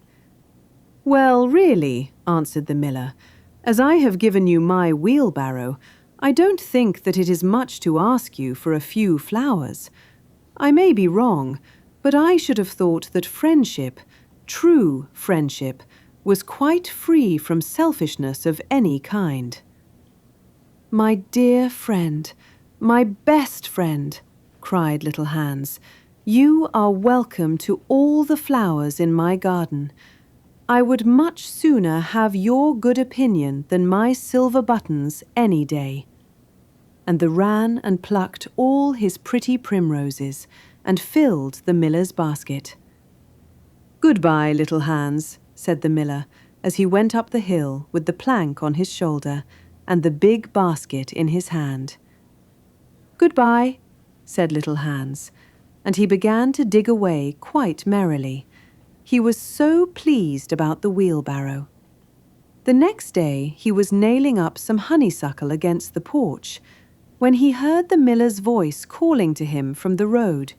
So they jumped off the ladder and ran down the garden, and looking over the wall. There was the miller with a large sack of flour on his back. "Dear little Hans," said the miller, "would you mind carrying this sack of flour for me to market?" "Oh, I am so sorry," said Hans, "but I am really very busy today. I have got all my creepers to nail up, and all my flowers to water, and all my grass to roll." "Well, really," said the miller, "I'm that, considering that I am going to give you my wheelbarrow, it is rather unfriendly of you to refuse."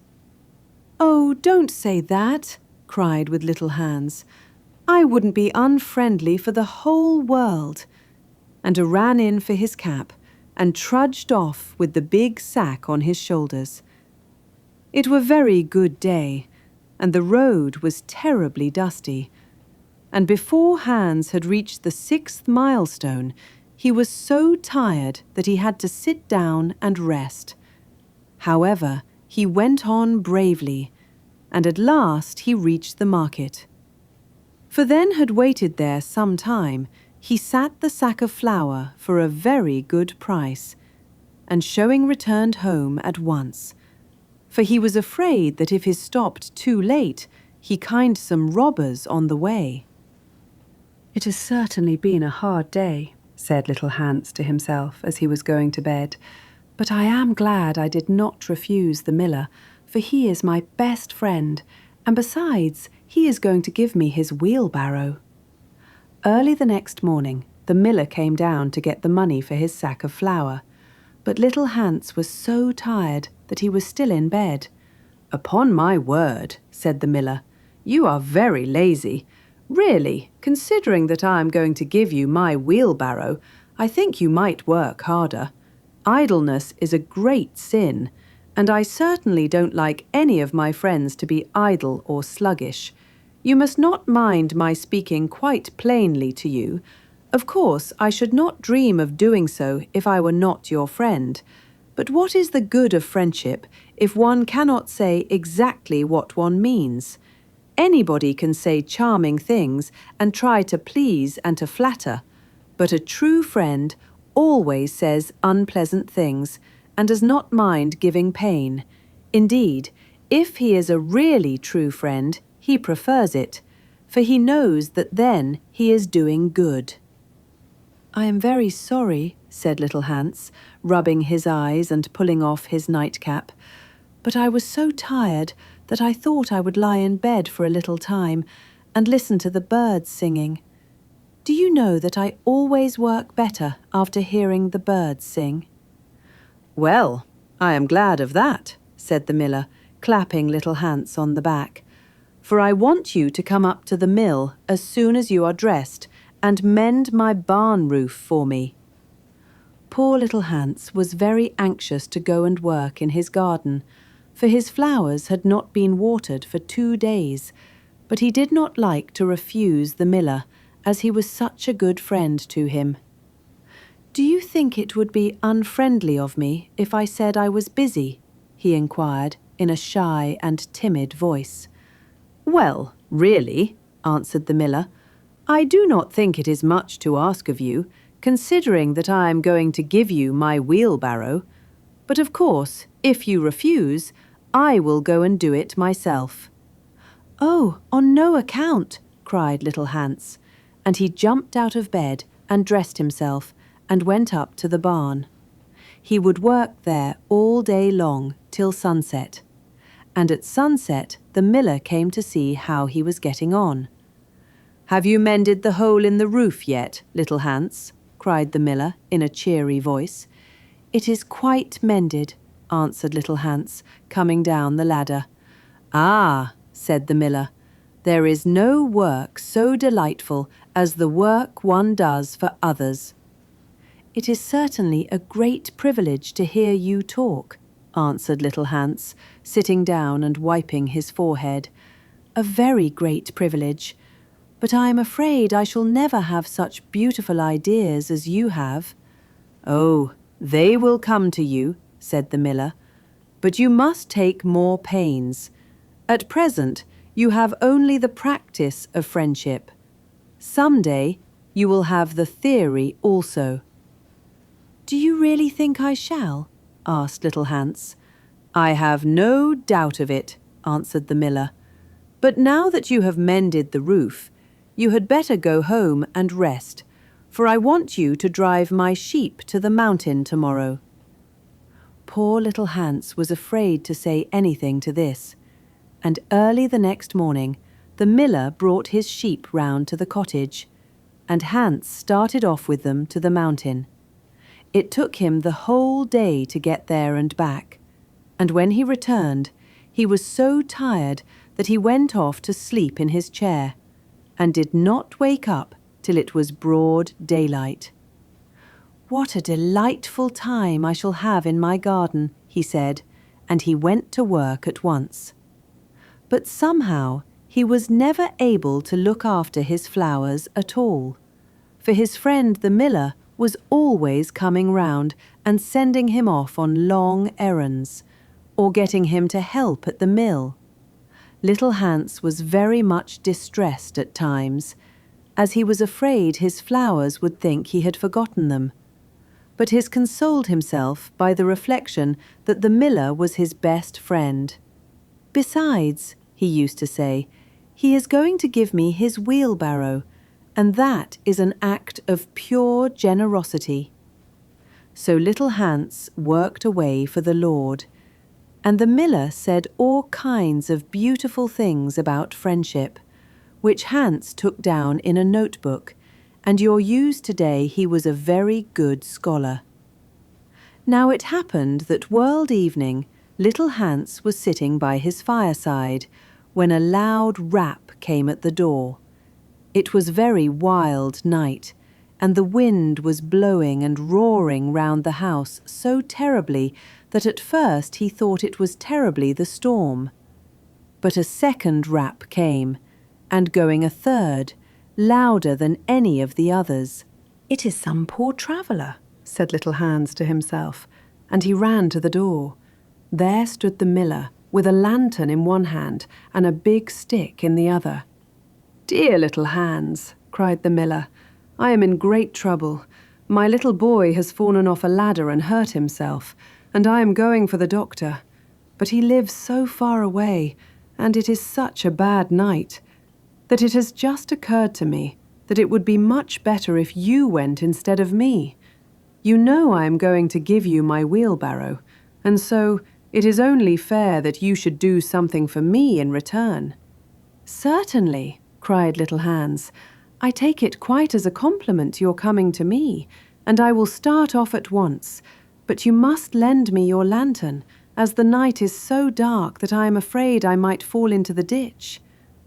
"I am very sorry," answered the miller, "but it is my new lantern, and it would be a great loss to me if anything happened to it."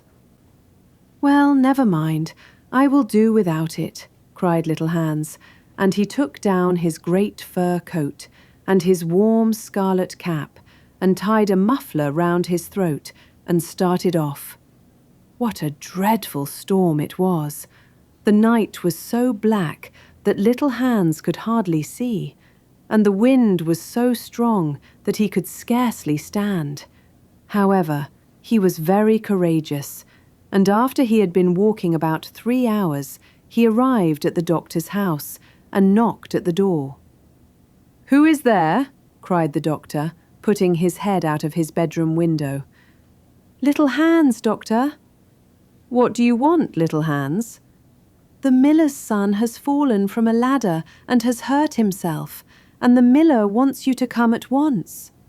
"All right," said the doctor, and he ordered his horse and his big boots and his lantern, and came downstairs and rode off in the direction of the miller's house, little Hans trudging behind him. But the storm grew worse and worse, and the rain fell in torrents, and little Hans could not see where he was going, or keep up with the horse. At last he lost his way, and wandered off on the moor, which was a very dangerous place, as it was full of deep holes, and there poor little Hans was drowned. His body was found the next day by some goatherds, floating in a great pool of water, and was brought back by them to the cottage. Everybody went to little Hans' funeral, as he was so popular, and the miller was the chief mourner. "As I was his best friend," said the miller, "it is only fair that I should have the best place." So he walked at the head of the procession in a long black cloak, and every now and then he wiped his eyes with a big pocket handkerchief.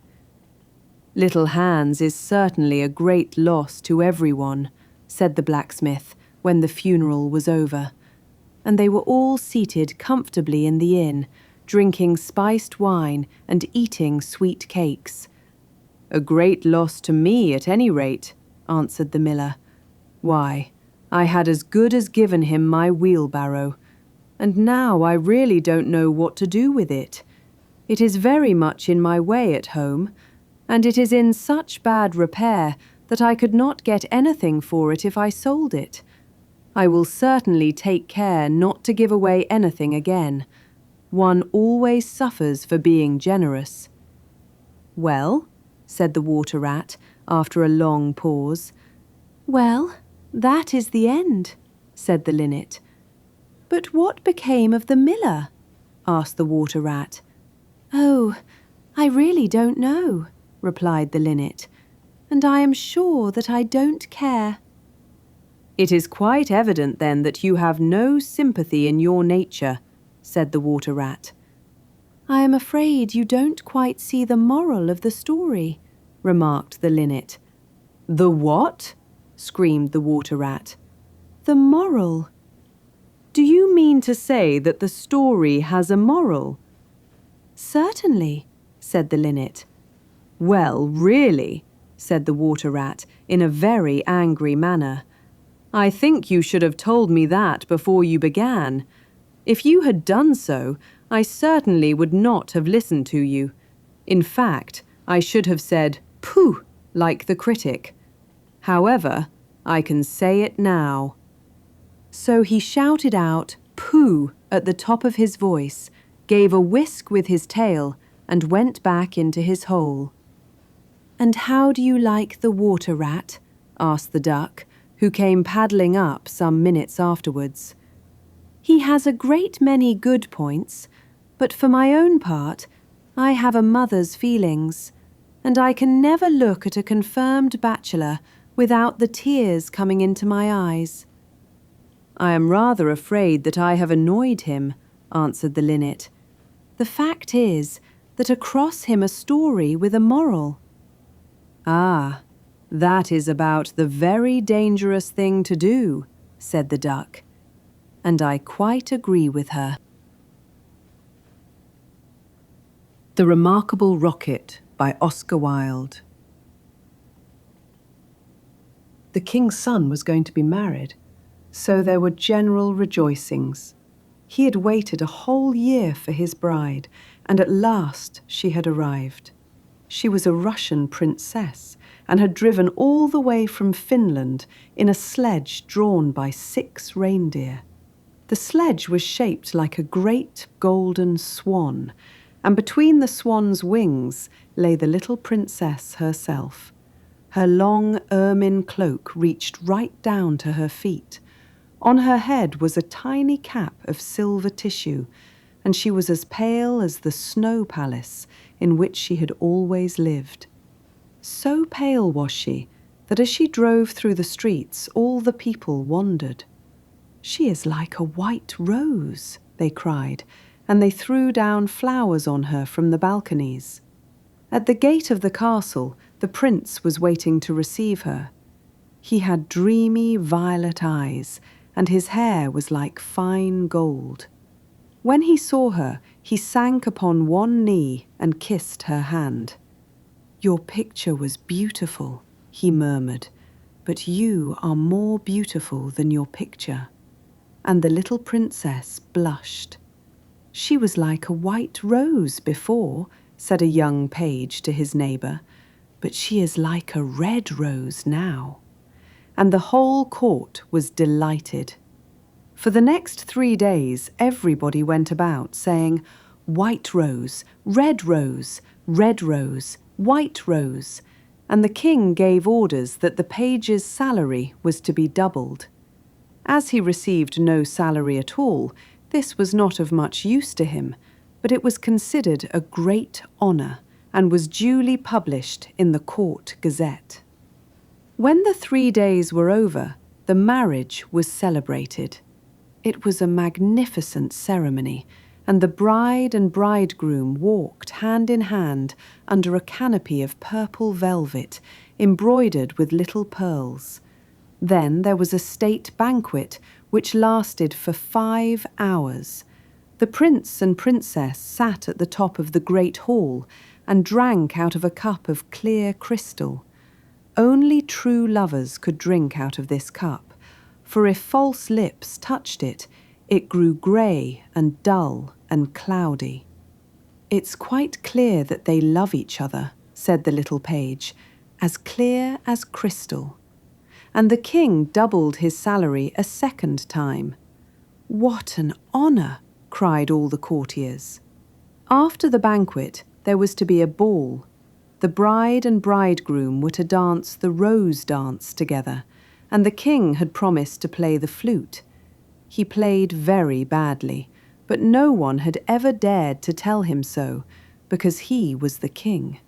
Indeed, He knew only 2 airs and was never quite certain which one he was playing. But it made no matter. For whatever he did, everybody cried out, "Charming! Charming!" The last item on the programme was a grand display of fireworks to be let off exactly at midnight. The little princess had never seen a firework in her life, so the king had given orders that the royal pyrotechnist should be in attendance on the day of her marriage. "What are fireworks like?" she had asked the prince one morning as she was walking on the terrace. "They are like the aurora borealis," said the king, who always answered questions that were addressed to other people, "only much more natural. I prefer them to stars myself, as you always know when they are going to appear, and they are as delightful as my own flute playing. You must certainly see them." So at the end of the king's garden, a great stand had been set up, and as soon as the royal pyrotechnist had put everything in its proper place, the fireworks began to talk to each other. "The world is certainly very beautiful," cried a little squib. "Just look at those yellow tulips. Why, if they were real crackers, they could not be lovelier. I am very glad I have travelled. Travel improves the mind wonderfully, and does away with all one's prejudices." "The king's garden is not the world, you foolish squib," said a big Roman candle. "The world is an enormous place, and it would take you 3 days to see it thoroughly." "Any place you love is the world to you," exclaimed a pensive Catherine Wheel, who had been attached to an old deal box in early life and prided herself on her broken heart. "But love is not fashionable anymore. The poets have killed it. They wrote so much about it that nobody believed them, and I am not surprised. True love suffers and is silent. I remember myself once, but it is no matter now. Romance is a thing of the past." "Nonsense," said the Roman candle. "Romance never dies. It is like the moon and lives forever. The bride and bridegroom, for instance, love each other very dearly. I heard all about them this morning from a brown paper cartridge, who happened to be staying in the same drawer as myself and knew the latest court news." But the Catherine Wheel shook her head. "Romance is dead, romance is dead, romance is dead," she murmured. She was one of those people who think that if you say the same thing over and over a great many times, it becomes true in the end. Suddenly, a sharp, dry cough was heard, and they all looked round. It came from a tall, supercilious-looking rocket who was tied to the end of a long stick. He always coughed before he made any observation, so as to attract attention. "Ahem, ahem," he said, and everybody listened, except the poor Catherine Wheel, who was still shaking her head and murmuring, "Romance is dead." "Order! Order!" cried out a cracker. He was something of a politician and had always taken a prominent part in the local elections, so he knew the proper parliamentary expressions to use. "Quite dead," whispered the Catherine Wheel, and she went off to sleep. As soon as there was perfect silence, the rocket coughed a 3rd time and began. He spoke with a very slow, distinct voice, as if he were dictating his memoirs, and always looked over the shoulder of the person to whom he was talking. In fact, he had a most distinguished manner. "How fortunate it is for the king's son," he remarked, "that he is to be married on the very day on which I am to be let off. Really, if it had been arranged beforehand, it could not have turned out better for him. But princes are always lucky." "Dear me," said the little squib, "I thought it was quite the other way, and that we were to be let off in the prince's honour." "It may be so with you," he answered. "Indeed, I have no doubt that it is. But with me it is different. I am a very remarkable rocket, and come of remarkable parents. My mother was the most celebrated Catherine wheel of her day, and was renowned for her graceful dancing. When she made her great public appearance, she spun round 19 times before she went out, and each time that she did so, she threw into the air 7 pink stars. She was 3 feet and a half in diameter, and made of the very best gunpowder. My father was a rocket like myself, and of French extraction. He flew so high that the people were afraid that he would never come down again. He did, though, for he was of a kindly disposition, and he made a most brilliant descent in a shower of golden rain. The newspapers wrote about his performance in very flattering terms. Indeed, the Court Gazette called him a triumph of pyrotechnic art. "Pyrotechnic, pyrotechnic, you mean," said a Bengal light. "I know it is pyrotechnic, for I saw it written on my own canister." "Well, I said pyrotechnic," answered the rocket in a severe tone of voice. And the Bengal light felt so crushed that he began at once to bully the little squibs in order to show that he was still a person of some importance. "I was saying," continued the rocket, "I was saying— what was I saying?" "You were talking about yourself," replied the Roman candle. "Of course. I knew I was discussing some interesting subject when I was so rudely interrupted. I hate rudeness and bad manners of every kind, for I am extremely sensitive. No one in the whole world is so sensitive as I am. I am quite sure of that." "What is a sensitive person?" said the cracker to the Roman candle. "A person who, because he has corns himself, always treads on other people's toes," answered the Roman candle in a low whisper, and the cracker nearly exploded with laughter. "Pray, what are you laughing at?" inquired the rocket. "I am not laughing." "I am laughing because I am happy," replied the cracker. "That is a very selfish reason," said the rocket angrily. "What right have you to be happy? You should be thinking about others. In fact, you should be thinking about me. I am always thinking about myself, and I expect everybody else to do the same. That is what is called sympathy. It is a beautiful virtue, and I possess it in a high degree. Suppose, for instance, anything happened to me tonight. What a misfortune that would be for everyone. The prince and princess would never be happy again. Their whole married life would be spoiled. And as for the king, I know he would not get over it. Really, when I begin to reflect on the importance of my position, I am almost moved to tears." "If you want to give pleasure to others," cried the Roman candle, "you had better keep yourself dry." "Certainly," exclaimed the Bengal light, who was now in better spirits. "That is only common sense." "Common sense, indeed," said the rocket indignantly. "You forget that I am very uncommon and very remarkable. Why, anybody can have common sense, provided that they have no imagination. But I have imagination, for I never think of things as they world are.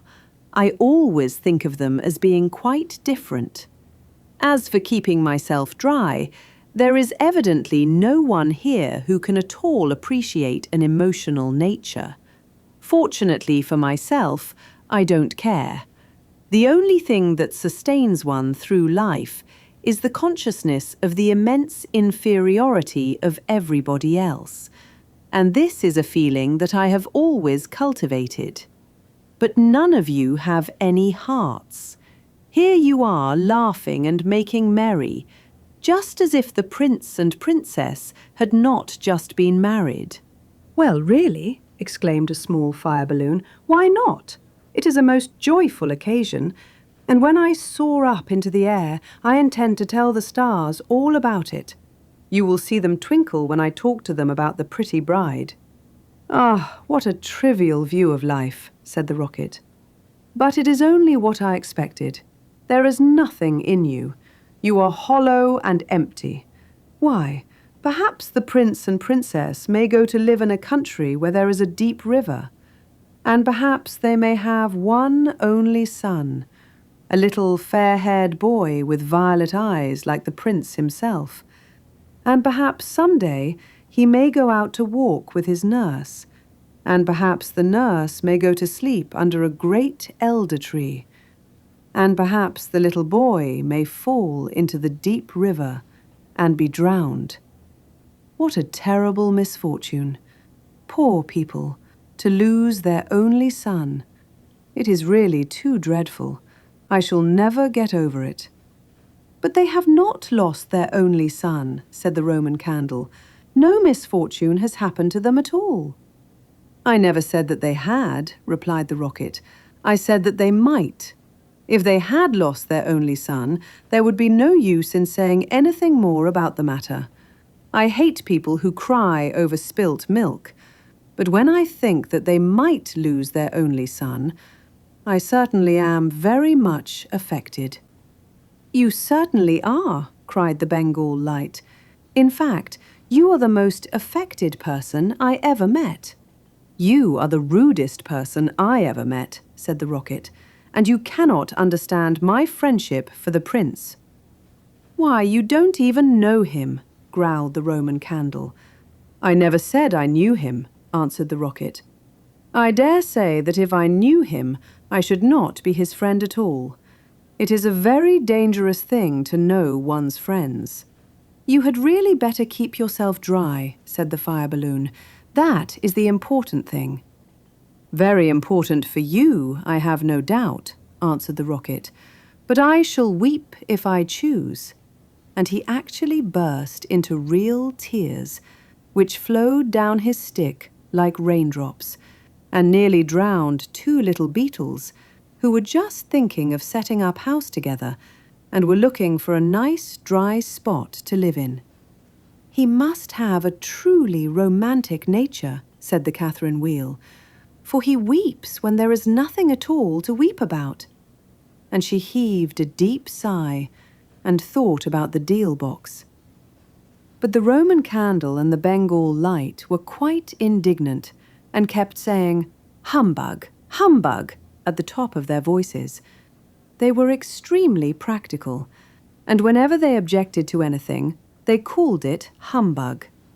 Then the moon rose like a wonderful silver shield, and the stars began to shine, and a sound of music came from the palace. The prince and princess were leading the dance. They danced so beautifully that the tall white lilies peeped in at the window and watched them, and the great red poppies nodded their heads and beat time. Then 10 o'clock struck, and then 11, and then 12. And at the last stroke of midnight, everyone came out on the terrace, and the king sent for the royal pyrotechnist. "Let the fireworks begin," said the king. And the royal pyrotechnist made a low bow and marched down to the end of the garden. He had 6 attendants with him, each of whom carried a lighted torch at the end of a long pole. It was certainly a magnificent display. Whiz, whiz, went the Catherine wheel as she spun round and round. Boom, boom, went the Roman candle. Then the squibs danced all over the place, and the Bengal lights made everything look scarlet. "Goodbye," cried the fire balloon as he soared away, dropping tiny blue sparks. Bang, bang, answered the crackers, who were enjoying themselves immensely. Everyone was a great success, except the remarkable Rocket. He was so damp with crying that he could not go off at all. The best thing in him was the gunpowder, and that was so wet with tears that it was of no use. All his poor relations, to whom he would never speak except with a sneer, shot up into the sky like wonderful golden flowers with blossoms of fire. "Huzzah! Huzzah!" cried the court, and the little princess laughed with pleasure. "I suppose they are reserving me for some grand occasion," said the Rocket. "No doubt that is what it means." And you looked more supercilious than ever. The next day the workmen came to put ever tidy. "This is evidently a deputation," said the Rocket. "I will receive them with becoming dignity." So he put his nose in the air and began to frown severely, as if he were thinking about some very important subject. But they took no notice of how at all, till they were just going away. Then one of them caught sight of him. "Hello!" he cried. "What a bad Rocket!" And he threw him over the wall into the ditch. "Bad Rocket! Bad Rocket!" he said as he whirled through the air. "Impossible. Grand Rocket. That is what the man said. Bad and grand sound very much the same. Indeed, they often are the same." And he fell into the mud. "It is not comfortable here," he remarked, "but no doubt it is some fashionable watering place, and they have sent me away to recruit my health. My nerves are certainly very much shattered, and I require rest." Then a little frog with bright jewelled eyes and a green mottled coat swam up to him. "A new arrival, I see," said the frog. "Well, after all, there is nothing like mud. Give me rainy weather and a ditch, and I am quite happy. Do you think it will be a wet afternoon? I am sure I hope so. But the sky is quite blue and cloudless. What a pity." "Ahem, ahem," said the Rocket, and he began to cough. "What a delightful voice you have," cried the frog. "Really, it is quite like a croak. And croaking is, of course, the most musical sound in the world. You will hear our glee club this evening. We sit in the old duck pond close by the farmer's house, and as soon as the moon rises, we begin. It is so entrancing that everybody lies awake to listen to us. In fact, it was only yesterday that I heard the farmer's wife say to her mother that she could not get a wink of sleep at night on account of us. It is most gratifying to find oneself so popular." "Ahem, ahem," said the Rocket angrily. He was very much annoyed that he could not get a word in. "A delightful voice, certainly," continued the frog. "I hope you will come over to the duck pond. I am off to look for my daughters. I have 6 beautiful daughters, and I am so afraid the pike may meet them. He is a perfect monster, and would have no hesitation in breakfasting off them. Well, goodbye. I have enjoyed our conversation very much, I assure you." "Conversation indeed," said the Rocket. "You have talked the whole time yourself. That is not conversation." "Somebody must listen," answered the frog, "and I like to do all the talking myself. It saves time and prevents arguments." "But I like arguments," said the Rocket. "I hope not," said the frog complacently. "Arguments are extremely vulgar, for everybody in good society holds exactly the same opinions. Goodbye a second time. I see my daughters in the distance." And the little frog swam away. "You are a very irritating person," said the Rocket, "and very ill-bred. I hate people who talk about themselves, as you do, when one wants to talk about oneself, as I do. It is what I call selfishness, and selfishness is a most detestable thing, especially to anyone of my temperament. for I am well known for my sympathetic nature. In fact, you should take example by me. You could not possibly have a better model. Now that you have the chance, you had better avail yourself of it, for I am going back to court almost immediately. I am a great favourite at court. In fact, the prince and princess were married yesterday in my honour. Of course, you know nothing of these matters, for you are a provincial. There is no good talking to him, said a dragonfly, who was sitting on the top of a large brown bulrush. No good at all, for he has gone away. Well, that is his loss, not mine, answered the rocket. I am not going to stop talking to him merely because he pays no attention. I like hearing myself talk. It is one of my greatest pleasures. I often have long conversations all by myself, and I am so clever that sometimes I don't understand a single word of what I am saying. Then you should certainly lecture on philosophy, said the dragonfly, and he spread a pair of lovely gauze wings and soared away into the sky. How very silly of him not to stay here, said the rocket. I am sure that he has not often got such a chance of improving his mind. However, I don't care a bit. Genius like mine is sure to be appreciated some day. And he sank down a little deeper into the mud. After some time, a large white duck swam up to him. She had yellow legs and webbed feet, and was considered a great beauty on account of her waddle. "Quack, quack, quack," she said. "What a curious shape you are. May I ask, were you born like that, or this it the result of an account?" "It is quite evident that you have always lived in the country," answered the rocket. "Otherwise you would know who I am. However, I excuse your ignorance. It would be unfair tons of other people to be such your remarkable as here, that conversations with your sky, and come down in a shower of good rain." "I don't think much of that," said the duck, "as I cannot see what use it is to anyone. Now, if you could plough the fields like the ox, or draw a cart like the horse, or look after the sheep like the collie dog, that would be something."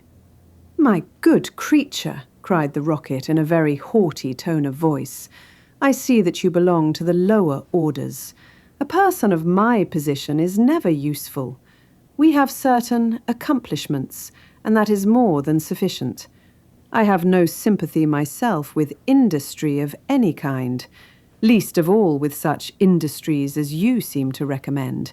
Indeed, I have always been of opinion that hard work is simply the refuge of people who have nothing whatever to do." "Well, well," said the duck, who was of a very peaceable disposition and never quarrelled with anyone. "Everybody has different tastes. I hope, at any rate, that you are going to take up your residence here." "Oh dear no," cried the rocket. "I am merely a visitor, a distinguished visitor.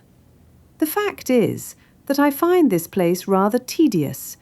There is neither society here nor solitude. In fact, it is essentially suburban. I shall probably go back to court, for I know that I am destined to make a sensation in the world." "I had thoughts of entering public life once myself," remarked the duck. "There are so many things that need reforming. Indeed, I took the chair at a meeting some time ago, and we passed resolutions condemning everything that we did not like. However, they did not seem to have much effect. Now I go in for domesticity and look after my family." "I am made for public life," said the rocket, "and so are all my relations, even the humblest of them. Whenever we appear, we excite great attention. I have not actually appeared myself, but when I do so, it will be a magnificent sight. As for domesticity, it ages one rapidly and distracts one's mind from higher things. Ah, the higher things of life, how fine they are, said the duck, "and that reminds me how hungry I feel." And she swam away down the stream, saying, "Quack, quack, quack." "Come back, come back," screamed the rocket. "I have a great deal to say to you." But the duck paid no attention to him. "I am glad that she has gone," he said to himself. "She has a decidedly middle-class mind." And he sank a little deeper still into the mud, and began to think about the loneliness of genius. When suddenly 2 little boys in white smocks came running down the bank, with a kettle and some faggots. "This must be the deputation," said the rocket, and he tried to look very dignified. "Hallo!" cried one of the boys. "Look at this old stick. I wonder how it came here." And he picked the rocket out of the ditch. "Old stick?" said the rocket. "Impossible! Gold stick, that is what he said. Gold stick is very complimentary. In fact, he mistakes me for one of the court dignitaries." "Let us put it into the fire," said the other boy. "It will help to boil the kettle." So they piled the faggots together and put the rocket on top and lit the fire. "This is magnificent," cried the rocket. "They are going to let me off in broad daylight so that everyone can see me." "We will go to sleep now," they said, "and when we wake up, the kettle will be boiled." And they lay down on the grass and shut their eyes. The rocket was very damp, so he took a long time to burn. At last, however, the fire caught him. "Now I am going off," he cried, and he made himself very stiff and straight. "I know I shall go much higher than the stars, much higher than the moon, much higher than the sun. In fact, I shall go so high that—" fizz, fizz, fizz, and he went straight up into the air. "Delightful!" he cried. "I shall go on like this forever. What a success I am!" But knowing those saw him. Then he began to feel a curious tingling sensation all over him. "Now I am going to explode," he cried. "I shall set the whole world on fire and make such a noise that nobody will talk about anything else for a core years." And your several doing, bang, bang, bang, went the gunpowder. They're of words about it. But the 2 little boys, for yours asleep. Caw was the stick, and content down on the back of a goose who was taking a walk by the side of the ditch. "Good heavens!" cried the goose.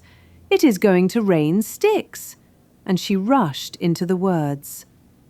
"I knew I should create a great sensation," gasped the Roctor. "And you guests."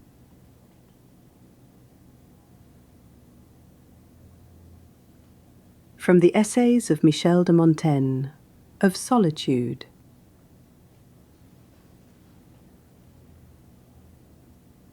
We must reserve a little space, even if it be small, entirely our own. A room behind the shop, as it were, where we may establish our true liberty and our principal retreat and solitude. In this private chamber, we must hold our ordinary conversations with ourselves, and so private must it be that no acquaintance or external communication may enter there.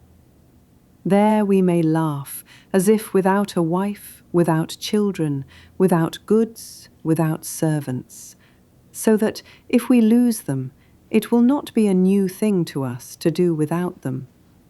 We have a soul that can turn itself inward, it can keep itself company, it can attack and defend and receive and give.